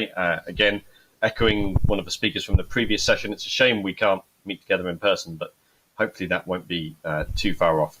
What I'd like to do in my opening remarks today is just kind of set out how we as the rating agency are seeing the current crisis and the kind of actions and response we've taken so far. Because although this is very unprecedented in terms of the shock that we're seeing right now, and in particular the economic disruption in response to the measures that governments have very sensibly put in place to save lives. At its heart, for us, I think it's probably still a bit of a classic credit issue, because if you think about having to shut down restaurants and cafes and airports and airlines, what you're basically doing here is asking companies and sectors to answer three very credit-focused questions. So firstly, how much demand am I going to lose? How much are revenues going to fall as a consequence of this, and how quickly will they come back?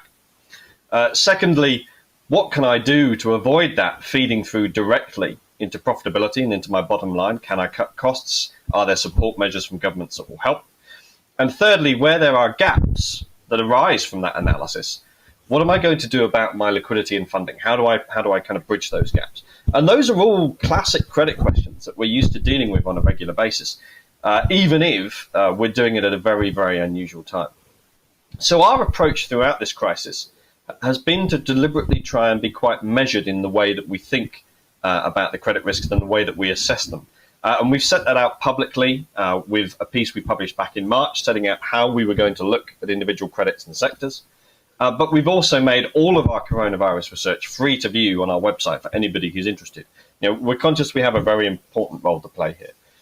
And I think if I had to sum it up, we see this as a very sharp downturn and probably a more prolonged gradual recovery. But ultimately, it is hopefully going to be a temporary shock where we will come out of the other side, either because a vaccine is eventually developed or because we come up with sufficient trace and testing methods that can contain any future outbreaks of this virus. And what that means is we're trying to look through the disruption as far as we can and assess what kind of state issuers and creditors will be in on the other side of this crisis. Now, clearly not all of them will get to the other side without defaulting, and I'll come back to that. But by and large, the question we're asking ourselves is what lasting damage will this do to companies and to banks and to sovereigns? And so far, our rating actions have been very, very concentrated in the corporate space. Banks are clearly in a much better position today than they were in 2007. And we haven't taken any sovereign rating actions in Europe either as a consequence of coronavirus. I'll touch on that in a moment. But we have taken a lot of corporate actions. There's an awful lot of companies that we've brought to committee and we've downgraded or assigned an outlook. But I think it's really important to put those rating actions in context. So far in Europe, most of the rating actions that we've taken have involved either no change in the absolute rating at all, it's just an outlook or a review, or at most a one-notch downgrade. So this is not us looking across the portfolio of corporates and taking widespread, deep downgrades across all firms. We're not doing that because we don't think that's particularly helpful. Our ratings are ultimately rank ordering exercises, and downgrading everybody doesn't really help investors discriminate. So we've taken a lot of actions, but they've been relatively measured and relatively small. And most of those actions have been concentrated in the non-investment grade space. So these are the kind of B-rated issuers and lower-rated issuers who, by definition, we've already been signaling will be less resilient to negative shocks. So that's kind of where we've set out. That's where we are at the moment. We have a number of negative outlooks and reviews in place where we see the downside risks around the disruption from this, and we'll be resolving those going forwards. But our plan is to take this kind of steady, measured approach. I said I'd come back and talk about sovereigns. Our view here, particularly for advanced economies like those in the EU and near neighbours, is that we recognise that in economic crises in times like this, the government is the only infinitely lived actor in the economy. Right? It is normally the sovereign balance sheet that is used to respond to these kinds of crises or sudden shocks. And we know that, and we're seeing that not just in Europe, but in the UK, of course, and also the US and other advanced economies around the world. And our assessment at the moment is, we understand why governments are doing this, and what we're waiting for is when we get on the other side of this crisis, is we'll probably wait till then for most sovereigns to take a look at what the plans are to then bring debt back down. Because the bottom line, of course, is that almost all sovereigns will come out of this crisis. If we're right that it's temporary and activity does recover over the 18 months after the second quarter, when we expect to see the trough, sovereigns will come out of this with higher debt loads. And that does mean there is less fiscal space than there was going into this downturn. So if there's a future shock, it might be harder to cope. So we will be looking closely at what sovereigns' plans are to reduce debt to GDP ratios, to bring deficits back down. But we're not going to rush. We want to give governments time to deal with this crisis first, and then put their plans in place for how they're going to restore debt sustainability. There are a few sovereigns where we've taken rating actions, where it's a little bit different, and that's more to do with the G20, IMF, World Bank proposals around some debt moratoria for heavily indebted countries. But those are not EU countries; they're not European countries, and that's. I'm happy to elaborate on that, but it's a bit distinct from what we're seeing elsewhere. So from our side, this is an unprecedented shock. We are living in very abnormal times, But as far as possible, we are following our normal processes, using our normal credit assessment procedures and methodologies, and we're trying, as always, to be the signal in a time of a lot of volatility and noise in financial markets. Okay, thank you very much indeed. Thank you, Colin. Salt, over to you now. Thank you, Joanne, and thank you very much for... Can we get the sound sorted? Are you muted, Salt? I think I'm not muted. Can you hear me now? Yes. Can you hear me now?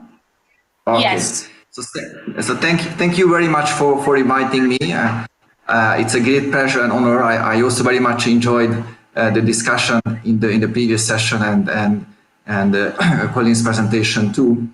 Now, in my short initial remarks, I would like to focus on three issues, also responding to what the prominent leaders in the previous panel have discussed. The first one that I will very much appreciate what at the EU level has been done for addressing the crisis. On the second point, I would like to highlight some difficulties that the involvement of the EU budget implies, because typically payouts from the EU budget is very small. And the third point is that we also have to look at what member states in the EU have done, and we see very, very uneven fiscal response across the countries, which might risk competition, a fair competition in the single market. Now, so on the first point, my opinion is generally very positive about how the European Union responded. Now, whether it was fast or slow, I mean, that's a question of from what angle we look at. It was certainly so much faster than at the previous crisis, the global financial crisis and the euro crisis. Minister Centeno mentioned that it took 4 years to have a comprehensive package. I would even doubt that after 4 years we had a comprehensive package. I think in the previous crisis there was insufficient fiscal support, very early and too fast fiscal consolidation, and the ECB was also very much delayed. It cut interest rates a bit, but eventually quantitative easing came only 2015. So the last time I think the European response was very small, very slow. This time it was much faster. The ECB was super fast, acting immediately. The European Union budget was also reorganized and payouts made much more flexible almost instantly. Stated rules and the fiscal rules have been suspended, which help member states to support their own economies. Now, in the Eurogroup, I have to say I'm much less confident than the 540 billion measures mentioned by Minister Centeno would be so helpful. In particular, we see that the European Stability Mechanism has a credit line, which is operational since May 15, so more than 3 weeks now, and no countries have applied for it. And my expectation is that very few, if any country will apply. So that credit line is more a kind of imaginary number which is there, but probably will not be used. What was a game changer is clearly the German Franco proposal on the 17th of May, when Germany and France together proposed what was clearly unprecedented, first time in the history of the European Union, to finance joint expenditure by common borrowing, which involves redistribution. And this proposal has been taken up by the European Commission in its formal proposal for the next EU 7-year budget. This is clearly unprecedented, and I have to emphasize that this will make a difference. Now, my second point is that the vehicle used is the European Union budget. And we know that the European Union budget is based on projects, and typically the payouts from the European Union budget is very, very slow. Mr. Dombrovskis in the previous session mentioned that in order to countries to get payout from these new funds, they will have to prepare a recovery and resilience plan for each country, which will be front-loaded, will be done already this autumn. But that plans have to be first, designed nationally, then it has to be discussed, it has to be approved, by all member states, the Council, and the Parliament. And only after that come the operational programs, which again will have to be designed. Then projects, tenders have to be published, projects have to be selected. So in fact, there is a very interesting table in one of the European Commission documents, which shows that the expected payout, so the actual money coming out of the Recovery and Resilience Facility, so only 6% of that would be paid next year in 2021, and half of that would be paid in 23 and 24. Now, I can't predict where the economy will be in 23 and 24, but certainly that, hopefully that will be after many countries have recovered, why countries need urgent help now. So one disadvantage I have to mention is that payouts from this new large fund would be delayed. And the third and very important point is that state support has been very uneven across the European Union. With the measures that Germany adopted just 3 days ago, the German immediate fiscal stimulus now amounts to 13% of GDP, 13% of GDP. If you compare it with Italy, that's only just 1%. In Greece, Spain, Portugal, it's around 2 or 3% of GDP. In France, it's 4% of GDP, so much, much smaller than what the German spends. Now, I wholeheartedly welcome that Germany spends that much. It will help the German economy, German people, but it will also help more generally the European economy and European people, because Germany is certainly the largest economy in Europe and it has very strong trade links. So if Germany is doing well, then all other countries are doing well. But still, these spillover effects would be only partial, and I'm afraid it cannot compensate for the huge difference between the fiscal stimulus that Germany and countries with much higher public debt that's provided. Now, will this next generation EU facility be able to compensate for that? For some countries, and to some extent, yes, and certainly Greece is one such country. There is also a Commission working document which reported some illustrationary calculations on how much net payments countries would get. And Greece would get, according to this illustrative calculation, 18% of its GDP, again over the course of 5 or 6 years, but still it's a very large amount and would certainly be helpful. Portugal would get 10%, it's still sizable. Spain would get 7%, Italy would get only 3%. Now again, 3% of Italian GDP is a large amount, but if you look at how much the Italian GDP is expected to contract this year, how much public debt will likely increase, then I'm afraid it will not be able to compensate for that. And on the financing side, most of the countries, Germany, Netherlands, Finland, Austria, and so on, they would contribute by 4% in net terms by their GDP. So overall, my overall conclusion is that clearly the first time in European Union history, the EU jointly borrows to finance expenditures related to a macroeconomic downturn. And these expenditures will involve significant distribution across the European Union. So this is very much welcome in my view. Massive European Central Bank support and the suspension of stated and fiscal rules are also very much welcome and will help addressing the crisis. It would be much less deep than it would be otherwise.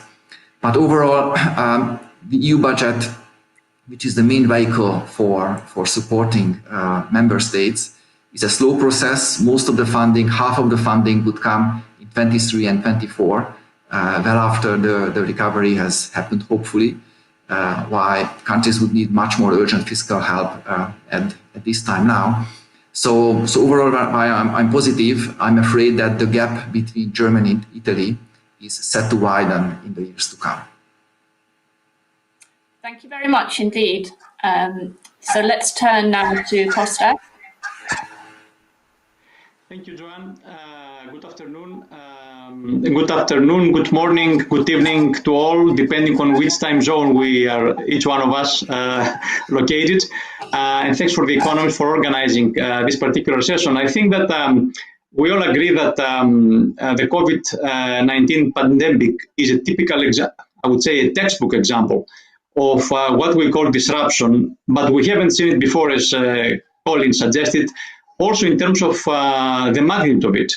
Actually, it's a disruption that influenced all countries and all industries at the same time, or with small deviations, and came unexpectedly and evolved very, very quickly, very fast. Now, the reaction of the governments and the institutions, central banks and so on, was quick, as Slot suggested, and as the previous panel really dipped on it. And in terms of the numbers, we have seen an unprecedented amount of funds planned to be distributed in the economies. My understanding is that in terms of the G20, this fiscal stimulus is about 11% of the GDP of the countries. It's a huge amount of money for the next few years. And of course, along with the monetary policy and the quantitative easing that was announced recently by the European Central Bank and so on. So the scope, my understanding is that the scope of this kind of fiscal stimulus is to jumpstart the economy after being locked down around the globe. That's part of the story in my mind, because jumpstarting the economy will bring us back to a normality. But the question is how this normality will look like. Would it be similar to what we used to before the pandemic, or it's going to be something different? My intuition says that we're moving to a totally new normality. Things will not be the same as they used to before the pandemic. And well, I don't want to create expectations. I have no idea what the new normality will look like. However, we need to monitor this new normality and how it evolves. And I would like to share a few thoughts with you and the audience on some major dimensions of the new normality. The first one, as far as I understand it, is that distance is back. We used to be, we all agreed that the distance was eliminated due to the internet and the technology, but now distance is back. There are traveling restrictions, there is social distancing, and so on. So this distance in the physical contact, in the face-to-face contact, create new norms to people. Now that we have a kind of contactless or contact-free economy, we transact digitally, e-commerce, we receive services digitally, like telemedicine, we learn digitally through remote learning, we work digitally, I mean, teleworking and new norms. And of course, in many other services, we see tremendous increase in automation, where the face-to-face interaction is eliminated. That's an important development because it creates new habits to people in terms of the way we communicate, the way we work, the way we transact, and so on. Of course, this kind of development develops new patterns for consumers, and I think that understanding these new patterns is very important, and I think it's part of our quest towards developing the coronavirus vaccine, quote unquote, as it is in the title of this of the session today. What kind of vaccine is that? And this depends, of course, on the new habits of consumers. Now, given that, I think that organizations, and including people as well, we are going to face a major kind of, I wouldn't say dilemma, but a trade-off between efficiency and resilience. In periods of time with quite in quite stable periods of time with a low uncertainty, where things are more predictable, we tend to standardize things, and we tend to take routines into our everyday life. And therefore, we focus a lot on efficiency. Now, in a very volatile world, very disruptive world with a lot of uncertainty, flexibility and adaptability becomes very important. So organizations, and when I talk about organizations, I talk about governments. Zlot suggested that this is the first time the European Union took quick decisions on the fiscal stimulus, agility and adaptability and flexibility in terms of companies, how companies will see these new trends, consumer trends, and adjust, and in terms of ourselves, how we will read these new trends and adjust our lives accordingly. One last point, and I will conclude. To sort of circle the story, go back to the first session in the morning. All this fiscal stimulus, unprecedented in terms of magnitude, will be financed through borrowing, and most of it later on through taxpayers' money. So my guess is that in the future, we will see significant scrutiny by governments on how this money are spent. So the spending of the money will be much more targeted because the taxpayers' money are very important, and also perhaps some more regulation in the business community. So part of the quest of the new vaccine, quote unquote, is to understand this new normality and being able to adapt into this new normality. And adaptation implies learning. So I think that we are moving fast in a period of time where learning becomes an important attitude and an important competence, if you like. Thank you. Thank you very much indeed. So I'm going to add on 10 minutes to the discussion to allow us to have a bit of a longer discussion, because we've had quite a few questions for all of you as well. So let me kick off with a few of them. So we've had several questions about the risk of a sovereign debt crisis, not this year, but maybe further down the line in several years hence. So how should we be bracing ourselves for another European debt crisis? I mean, let's assume, for example, that Italy doesn't recover its end 2019 real GDP level until 2024 or afterwards, that we see very meagre nominal GDP growth. We see fiscal revenue stagnating or falling in the first instance. Debt to GDP ratios basically remaining elevated, very high. What happens then? How will the Italians be able to pay their way, and how long will markets continue to support Italy? And what if all that is happening against a very changed political backdrop? We have a different government in power, maybe led by Lega.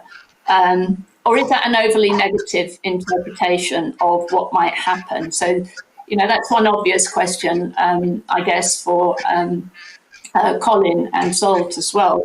How do you see that?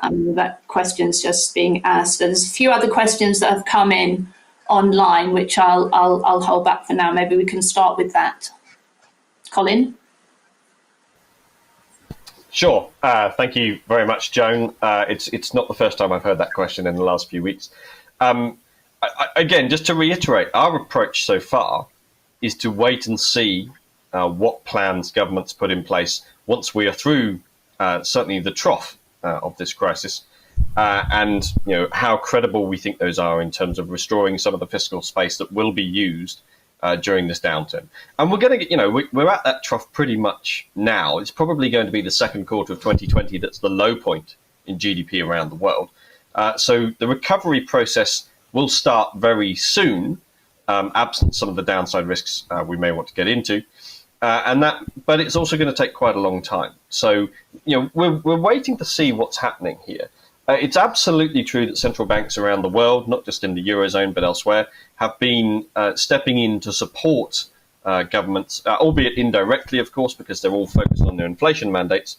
But I would share the assessment that this is a big disinflationary shock, which does warrant a policy response. Now, as to how those future developments are going to play out, there are clearly risks. There are absolutely risks, but I would say probably, particularly given some of the movements we've just seen around the new plan for EU borrowing on a higher scale, maybe those risks are a little bit more balanced than they've been in the past. You know, we've known for some time that the Eurozone institutional architecture is incomplete. And our view at Moody's has always been that even if you complete the banking union with the common deposit scheme, even if you get capital markets union up and running, that does not obviate for the need for a proper fiscal union to support the monetary union that already exists. And that's really been the state of play for some time now. And we've seen kind of flare-ups to a greater or lesser extent. We've also seen creativity from the European policymakers in terms of how they've responded to some of those risks. But you know, the fact that we now have, albeit a temporary mechanism, but we now have the outline of a mechanism which will involve large sums being redistributed from one EU member state to another. I know it's an EU mechanism, not a Eurozone mechanism. But there clearly has been a recognition by some policymakers that there is a need to do this right now. And that, of course, opens the door and opens the debate on what Europe would want to do the next time there is a negative shock, whether that's another kind of pandemic or indeed a market liquidity shock around funding costs for a sovereign. So I think we'll have to wait and see. But the risk you outlined has been there for a long time. It is not new. And I think I would come back to something that you made the point on very strongly about the politics.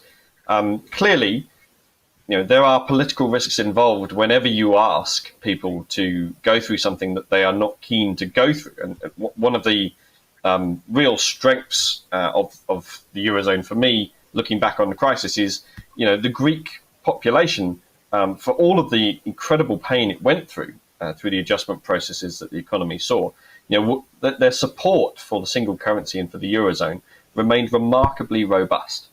Now, that is critical because ultimately the single currency is a political project. And we like to talk about economics, we like to talk about the monetary framework and the other aspects that may or may not be happening. But you need sustained political support to keep this together. That's always been true of currency unions. And I think that's the kind of thing where we're just going to have to wait and see how this pans out. Certainly, if we saw a decline in popular support and we saw national politicians actively in power, kind of actively shifting away from their support for the single currency, that would be very concerning, as we've set out in previous research. But the kind of shocks that you're talking about in terms of financial markets, yes, they exist, but I think it's important to get them in context. So Italy, for example, has been running a primary surplus for quite a long time, if you look over the swathe of the past 2 decades or so. So a spike in funding costs there would be a concern, and it would be a signal from the market, but it's not necessarily going to crystallize into an outright shock particularly quickly, especially if you have this redistribution mechanism going on to provide Italy with funding, even if it's in 3 or 4 years' time, as Zolt pointed out, because markets can be forward-looking and they can factor that in. So, yes, this risk is there. This risk has always been there. But actually, the latest news we've seen in terms of policymakers' response to downside shocks has actually been a bit more positive and shifted into this whole area of redistribution and fiscal transfers that before, as Zolt said, I'm just not sure you would have seen. Okay, thanks, Colin. Thanks for that full answer. Zolt, did you want to add in your 2 pennyworth? Yes.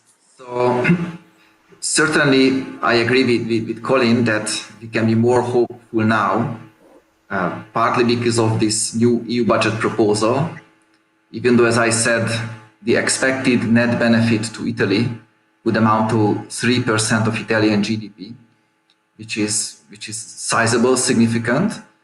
But public debt of Italy this year could end up in the range between 160 and 180% of GDP, depending on how deep the recession will be. And 3% compared to that is a relatively small amount. Also, the ECB just yesterday increased its pandemic emergency purchases by an additional 600 billion euros. And if you look at Italian government bond yields, we have seen that they have been falling in the past couple of days. So the news from the side of the market are good for the time being. But I would like to emphasize that the time being part of my comment. Because if we look back, let's say, to the past 3 decades, the past 30 years, then what we saw is that productivity growth in Italy was close to zero. There were hardly any productivity development in Italy. And there was a long divergence of Italy from the rest of the Euro area countries. For example, in the early 1990s, GDP per capita in Italy was almost the same as that of Germany. And now it is 25%, 1/4 lower. And this past deteriorating performance is doesn't suggest a good outlook for the future. Now, Italian governments have introduced a number of useful structural reforms, and as an economist, I also hope and trust that these reforms would help to revive productivity growth in this country. But we have to see whether that actually happens, and if there would be a continued structural decline of Italy, but at the same time the current cyclical shock would last longer and become deeper than it's currently expected, then despite all the European Central Bank supports, markets indeed sooner or later might question whether Italian public debt is sustainable or not. So my risk assessment is somewhat higher than it seems Collins has. We have to wait, we have to see how things develop. But if you look at the more medium-term deterioration of the Italian economy, I think we have enough to worry that such a crisis might come. Thank you very much, Zsolt. So just before I let Kostas come back, I just wanted to have a think about those. One for everyone, really, and maybe this is the one that we can finish off with, and I've got a few very particular ones before that, but one is, what is the new Europe growth model going to be after COVID-19? We've talked today about, and Kostas has done so again, about the very big sectoral and structural changes that are likely to be ushered in by this crisis. Tourism is going to take a long time to recover. Automotives, aviation, hospitality, all these sectors will be facing very big challenges. Trade is going to take a massive hit. Europe is very on that front. Plus, we see increasing trade tensions, geopolitical tensions as well. And this comes on top of other very big structural growth deficits in the Eurozone, which Zsolt has already referred to, a very poor demographic outlook as well. So what's going to drive growth over the medium term in Europe? Now, every time that question is asked, we hear Green New Deal and something to that effect. So is there despite the funds that are being proposed now, and there's some slight change in the multi-annual budget of the EU, where there's actually not that much change, do you think, is there a dearth of ambition or a lack of imagination about what needs to be done over the medium term to revive growth in the region? So that's a kind of a big question that maybe we want to come back to. Now, there's some specific questions from the audience. One for you, Zsolt, a question has come in asking you about, so this morning, Mr. Staikouras, the finance minister of Greece, was saying that the measures taken by Greece, 24 billion, equal to 13% of GDP. Now, that seems to be at odds with what you have discussed, well, at least the Institute, on the website, which seems to suggest that the measures are actually of a much smaller scale. So that's a very specific question to you of about 4%. So, is there a contradiction there or not? Following up on that, what should Greece really be prioritising, do you think, in terms of utilisation of 32 billion from Next Generation EU? So that's a question for you. So maybe, and then hold on, there's a couple of other questions that have come in. Okay, no, let's leave it at that. So maybe we can kick off with that. And who wants to start? Maybe you can clear up this. Is there any discrepancy there between the numbers that Mr. Staikouras was quoting and how you see things, Sol? In our calculations, we discriminated between three major type fiscal measures. The first one is the immediate stimulus that we estimate around 3% in Greece, which means that there is additional public spending in addition to what was anyway planned in the budget. There are also tax cuts, meaning that tax cancellations, that companies and individuals don't have to pay certain taxes. So this is what we call immediate fiscal stimulus. But beyond that, there are also other measures, quite importantly, tax deferrals. So companies and individuals can pay taxes later. Now, this is a very important help, a very important liquidity help, but this is not a fiscal stimulus because, if value-added taxes have to be paid 3 months later or half a year later, still have to be paid. And the third type of measure is various kind of guarantees and other liquidity provisions. And also Greece adopted such types of measures. Again, it will be a government expense only if the guaranteed loans would actually default, or a part of them would actually default. But certainly, even if Greece will go through a very deep recession, not all the loans would actually default. So adding up these three different items, an immediate fiscal stimulus, tax and social security deferrals, and various kind of guarantees, I think gives a misleading picture of the overall fiscal response. So that's why I prefer to focus on the immediate fiscal part, by noting that the other types of measures are also very important. Okay, thank you very much. So we are now, we've still got about 5 or 6 minutes left. So maybe we can hear from all of you about the growth model question. Maybe Kostas, you'd like to say something about that. Also, I think somebody chipped in a question referring to some of your previous contributions at some of our Economist events in Greece, where you'd really put the emphasis on the need for a huge investment program in Greece, and whether that's really, has that been derailed by this crisis, or actually could it be put back on track as a result of the proposal that's been put forward? Thank you, John. Actually, this is, in the past, we used to talk about millions. Now we talk about trillions. So I would say that the question you pose, what kind of growth model we need to have in Europe, is the $1 trillion question, or euros question. Actually, it's a very tough equation that has to do with the new patterns, the consumer patterns, and the new developments in the economy. Now, we have a special situation right now. Usually in the market societies, the markets take initiatives, and with the incentives, new business models are created or new industries are emerging.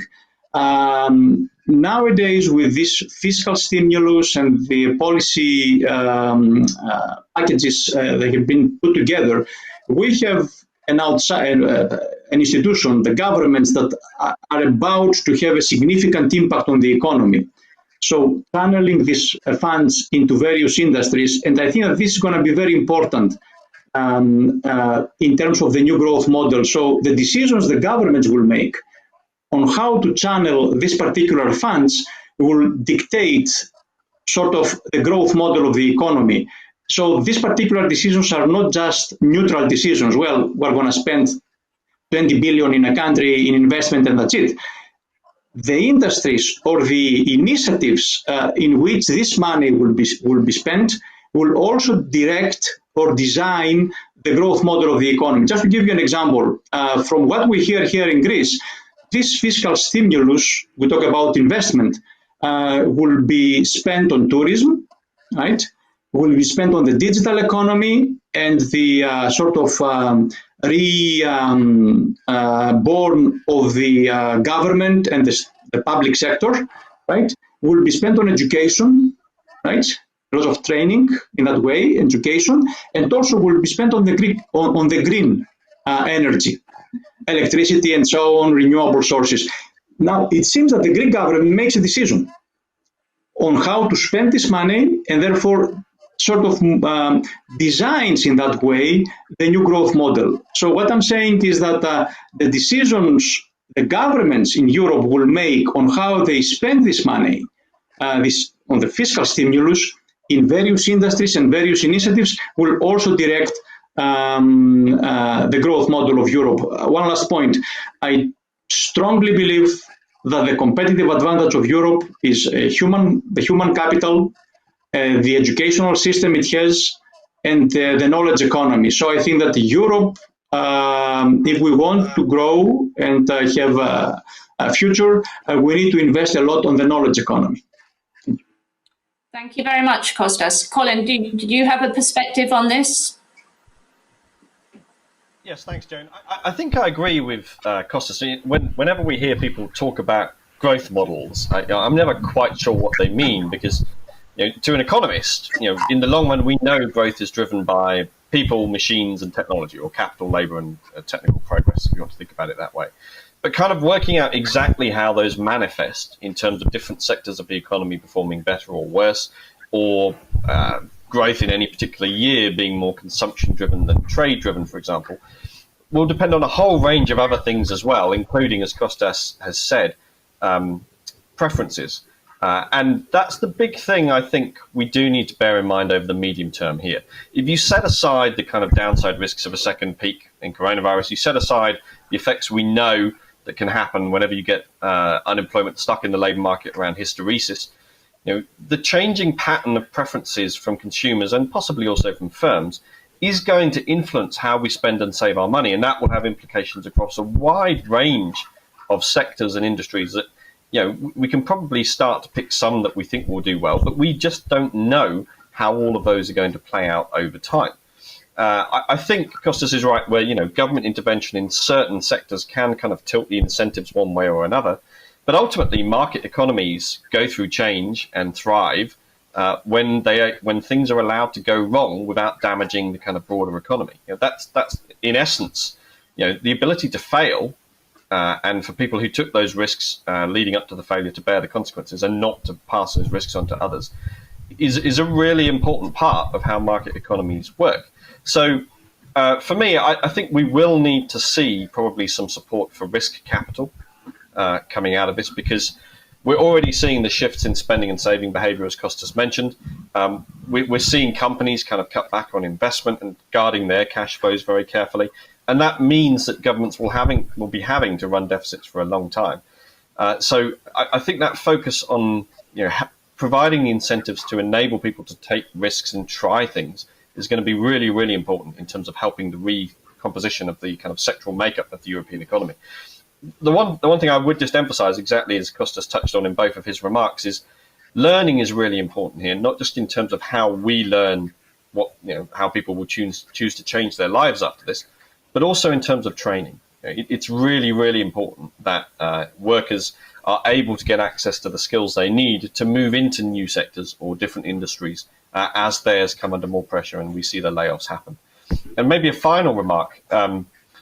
I hope that Europe continues to be fully engaged globally, because for all that globalization has stopped or is maybe kind of heading into reverse slightly, I'm not sure I see Europe's future as kind of being a walled garden where it focuses very much on its own internal markets and its own interests. And that, I think, will be very important. maybe not so much around things like human capital, because as Kostas says, Europe already starts from a very good position there. But in terms of the development and adoption of new technologies, I think that will be an incredibly important factor. Thank you very much, Colin. Zsolt. Yes, let me have three quick comments. The first one is that if you look at the past 20, 30 years, then Europe growth performance is not so bad after all. If you look at growth per hours worked, then it was very similar to what happened in the United States. But a European worker works on average 25% less than a US worker. So obviously the level of output per capita is smaller than in the US. But again, if you look at per hours worked, Europe didn't do that badly. In fact, it did very similar to the United States. There were exceptions. As I mentioned, Italy was very poor and Italy was falling behind. But there were also other countries growing faster. So that's the past. The second point is that there were many long-term structural trends or changes which I think will be accelerated by the crisis, but these were not new things. I mean, everyone can recall how much we debated about the change of the nature of work even before COVID, where many non-standard forms of employment have been applied, or talked a lot about digitalization even before COVID, more automatization. In fact, even before the crisis, some manufacturing factories or companies repatriated their factories from emerging countries home because they were able to automatize so much that there was no much more advantage of employing much cheaper labor elsewhere. Now these trends will likely accelerate in the years to come. And my third point is related to the green transition, which I think can be indeed the defining force for the decades to come. At European policymaking level, I see a very strong determination for reaching carbon neutrality by 2050, which requires enormous amount of investment. Now, most of this investment will come from national budgets. So beyond national leaders agreeing to this goal, they have to implement, put in place proper incentives for the private sector to invest more in green transition. And they also have to allocate more funding from national budget to public investment in this area. But if Europe would be able to indeed get a momentum on the green transition, that can define the future growth model of Europe. Okay, thank you very much. So we have gone over time, so I just want to, before we wrap up, maybe to try and maybe end on a more hopeful note. I mean, we've actually heard quite a lot of hope this morning, certainly from the official representatives of the institutions, maybe a bit more sobriety or even skepticism from some of you.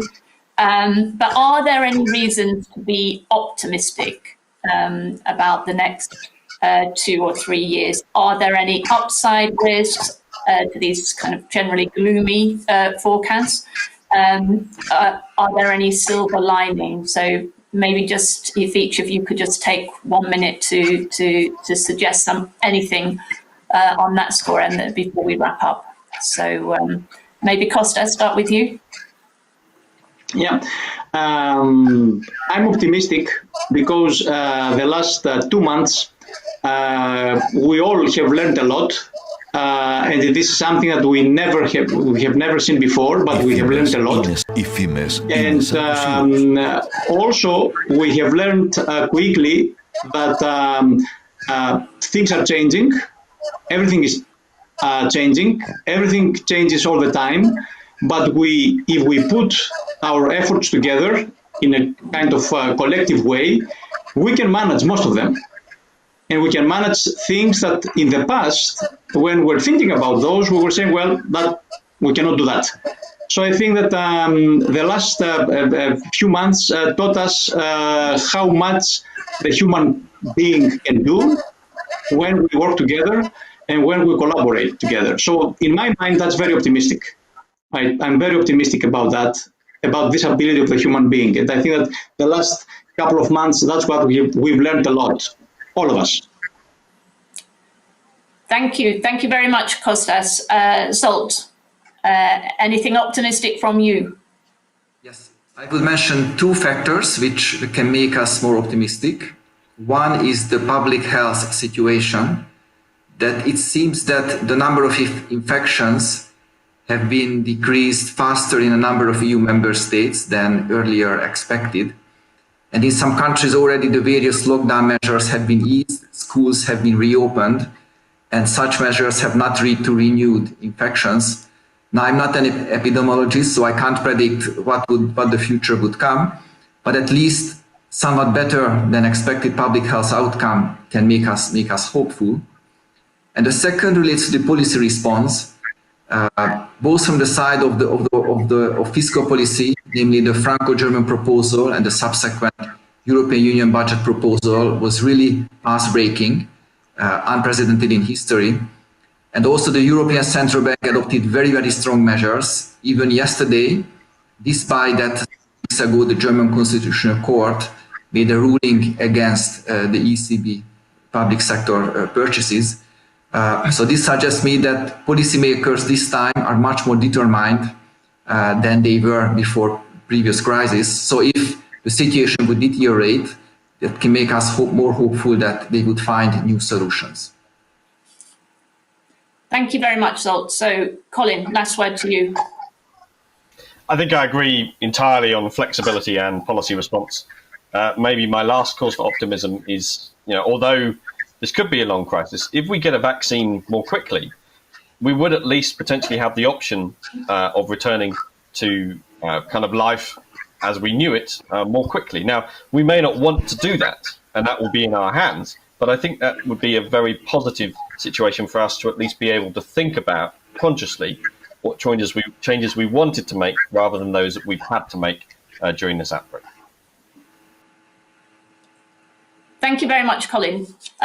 So to close the meeting, I'd like first of all to thank the three of you for a really excellent discussion and presentations, and indeed to all our speakers today, including the panel this morning. Thank you everybody who joined. Thank you for your questions. I tried to take as many as I could. There were a few maybe that weren't taken, but we can pursue some of those at future events, I hope. Finally, I would like to thank the organisers of the event, Economist events, our partners in Greece, Haslis and Rivas as well, and all our partners and sponsors for this event, including Katamarini newspapers. So I hope you all enjoyed the discussion. I hope we can repeat the exercise, and I hope before too long we will be meeting up again in Greece for our annual government roundtable. Thank you very much, everybody, and goodbye.